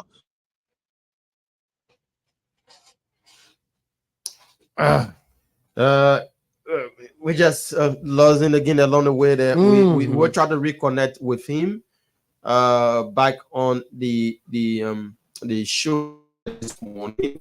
Yeah, Harris, he's making some points. Of course, the conversation is becoming interesting. But at times, it's good to bring it's good to bring the people out. You see, a lot of them, the business community, but at times it's good to take the radio to them and to listen, because 6 years ago, George Weah promised them they will not be spectators. And now President Barker has said this is about taking Liberia, loving Liberia, and building Liberia. And for the three things to happen, the business community, particularly Liberian businesses, got to be involved as well, Barker. That's why the way the president met with the youth over the weekend, it is our hope that very soon that the president will call the Liberian Business Association to a conversation as well. Just the same way he did with the youth. Come sit and let's talk this thing. Because for 6 months now, don't dominate others. I have been advocating for this for years, and Buakai, everyone. We hope that some days we will have Liberian businesses. I mean, we won't see Liberian millionaires then. Yeah. They won't see Liberian businesses, millionaires. Yeah. I don't want there. I go ready. I see stores. The stores in ready owned by Liberians. I won't move there. I won't go Cinco. I won't go Cinco. And I see the front views of Cinco occupied by Liberians. To get that done, the environment must be provided. Yeah. Dominic is back with us, and Dominic, the president just started an initiative. He met with the youth grouping of Liberia. He met with the church leaders yesterday. I think probably there may be something that will come up for the business community, and that's one of your core that you meet with the president to express yourself, to let him know what you guys are going through, so that he can know as a father of the nation. That's one of your core. So there's it. The president, I have been chastised by the Liberian businesses. Oh, President Seditan, Dominic, you talk. President Wiatan, you were on his back here. You even threatened to shut down the economy 2 different times. You were even chastised that had a 24% for APN terminal were reinstated because you shut down APN terminal for 3 days. They have said to them, President Barker just got elected. You're not giving him some chance. He can have a lot of load burden on his shoulder. But you're going to 6 to 7 months. President Barker cannot tell the Liberian businesses that elected him that he forget about us, or he don't remember us, or he don't know what we're going through. President Barker having called the Liberian businesses to sit with them and yell in grievances. Why is he waiting for us to get on the street to say we protesting before? Is it the only language that government understands in this country? That is very humiliating. We don't have to get in the street. Every president get in power from Malaseri regime that I started carry on my advocacy. Not all pack to go live in Ghana, go live in America, go live in London. Liberia is sweeter than any one of those countries. Liberia is the best country. And as far as I'm concerned, as a Liberian, I'm one of the richest men on earth. I'm proud to be a Liberian. I want to see how many Liberians out there can say it. President Barker, after the election, after he won the election, we went to his house, to his premises. The first question President Barker asked us, his slogan, let me go with his slogan. Build Liberia, think Liberia, and love Liberia. Build Liberia, think Liberia, and love Liberia. Build Liberia, think Liberia, and love Liberia. The first thing President Barker asked, how is the Liberian Business Association? We told him it's dead. It's dead. Even the Liberian chief, it's dead. Members are not paying due because they are all chanters. Okay? Meaning the indigenous businesses, they are all disenchanted, they are not paying due. By right, the Liberian businesses also have a budget. They were enacted by law from the 80s to help the government, to work with the Commerce and the Finance Ministry, NRC, and etc. Do you know that since the 80s up to today's day, the Liberian Business Association don't have a land of their own? We just bought land, I think that's 4 or 5 months ago, from our own sweat. We got to rally around to do it. Do you know that the Liberian Business Association, as I speak to you, they don't even have a car of their own? Everything to buy fuel or to run the place is from individual packets. Do you know that the members come every day and insult what we're getting from here? We start saying that probably not doing everything that costs the president of the Liberian Business Association every day. Do you know the landlord can insult all the time for rentage? For rent? President Barker know very well. When he asked that question to the Liberian Business Association, then he asked another question. The second question President Barker asked, well, are you guys ready to work? And we told him, yes, Mr. President. Then the third thing he said, the third word that came out of his mouth, y'all buckle up and get ready. Up to President Barker forget about us. He can't call the Liberian businesses to sit with them and say, my people, you let's talk. How can I help you? How can I be of help to you? Do you know the Taylor Union in Liberia? We carved a document that we gave to President Seli. We didn't get no here. We asked for $50 million. I think you heard about it. I pushed that document. President of every sector from Rebawa. This conversation is strange. From Rebawa. Yeah, Dominic. They tell what you stop to. They tell what I came from the president's mouth. They tell what I came from the president. He said, buckle up, let me get ready for us to work. But we're not seeing it. Okay. We're not seeing it work. The president will get ready. So happy. Our president start going on from social media, calling press conference left and right, telling Liberian people our suffering is over. Our father have come. We get a new injury. People look at me today and start insulting me. You know our Liberian people. They insult me every day. I'm down here and whining with the government. I'm not looking for a position in government. We asked for $50 million. The $50 million, the 15 counties, the coordinator of Levi is in the 15 counties, Patel is in the 15 counties, including the Fuller Business Association, everybody. We efface our signature. Rebarrow Union, Taylor Union, Truckers, everybody efface the signature. Asking for $15 million or $50 million for our government. The $50 million, we said we want it as a loan. We don't want free money. Your girl has a loan with a low interest rate with a loan payment term. The payment term should be around 3 years to 5 years, and the interest rate should be around 4 to 6%. We don't want. We carry that document to President Sedi, no way. President, we are no way. I guess President Mbaka know about that document. The Taylor Union said, Dominic, the president of the Taylor Union of Liberia, he cried. He's a 74-year-old man. He said, Dominic, it will interest you to know that to become a tailor is now a crime. It's a career. But our AFL uniform, our police uniform, everything in this country is being imported from China. They will take our star when they come to council one thing, they take the star and carry it. We asked for $50 million to bring machines and bring the tester, which is the cloth. We'll give it to the tailor union. After the $50 million, our sisters are sending onion will bring onion by continue and supply them. Then they say, this is a way by taking back our economy. If we pay that one, the government can get up more. You leave your citizens from poverty.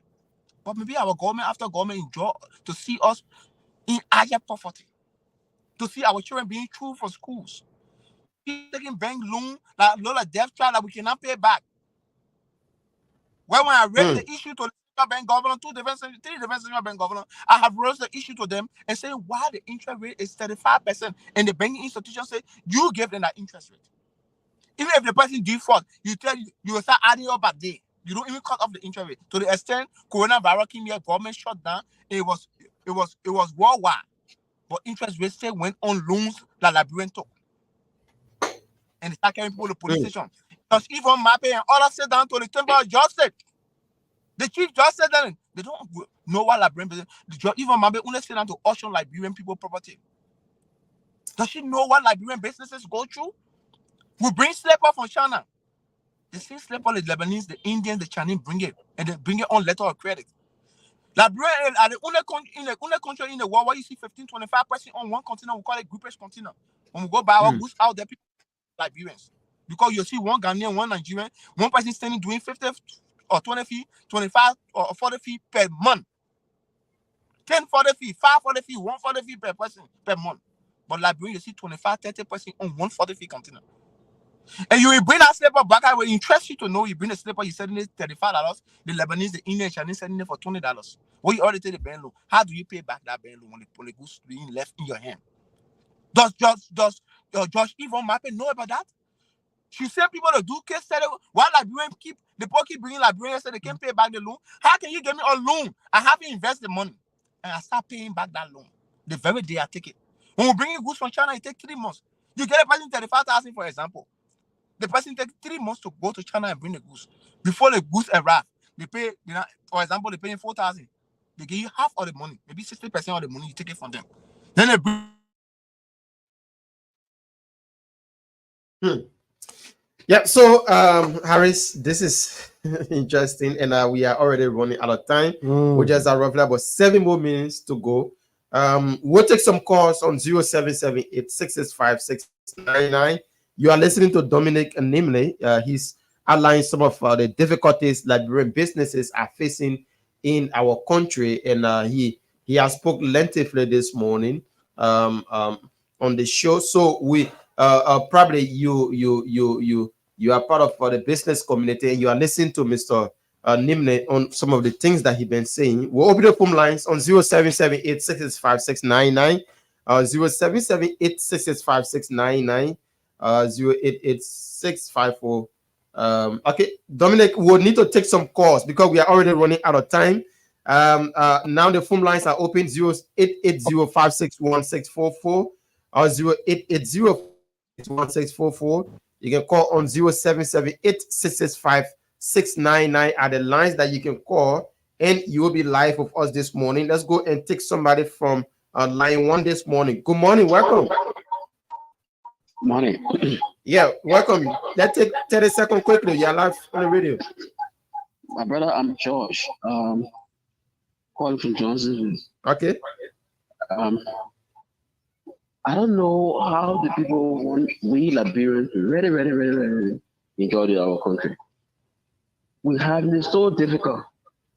You see, our whole country is built on resources. We have everything in the world, but we tend to be market ground. People come here, take our resources, build on it, and then we work for them.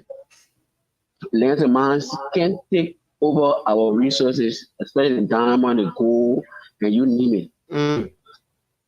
I mean, harvest it, sell it, and benefit the Liberian people. We take it and let somebody give our grandpa, they will get in the millions. So what we're looking for? We're looking for money or we're looking for suffering?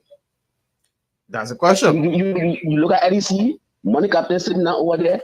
He cannot expand EDC and employ Liberian workers. Our youth are graduating day by day, day by day. He's looking for foreign or how they call it, partner to privatize.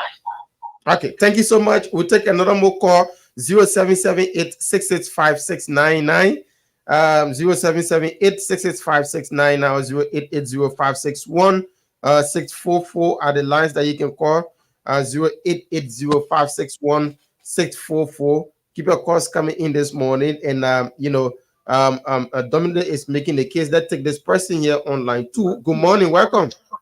Good morning, sir. Yeah, you are live with us. Make your point. Your name, where joining us from?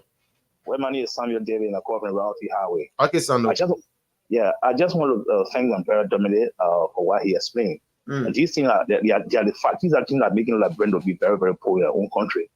Imagine our mothers, our sister, Locolo, asset Benedict in the city giving microfinance. Someone put in for 75,000, you say no and give 40,000. And when they get 40,000, you say you have for the horses, for stationery, only pay with 35,000. And then the salary money when we start paying. What kind of business can somebody make for 35,000 the next month? Besides, that's so hard. Yeah. It's a microfinance for people with small businesses. You're charging interest rate of 15%. How can that person do that?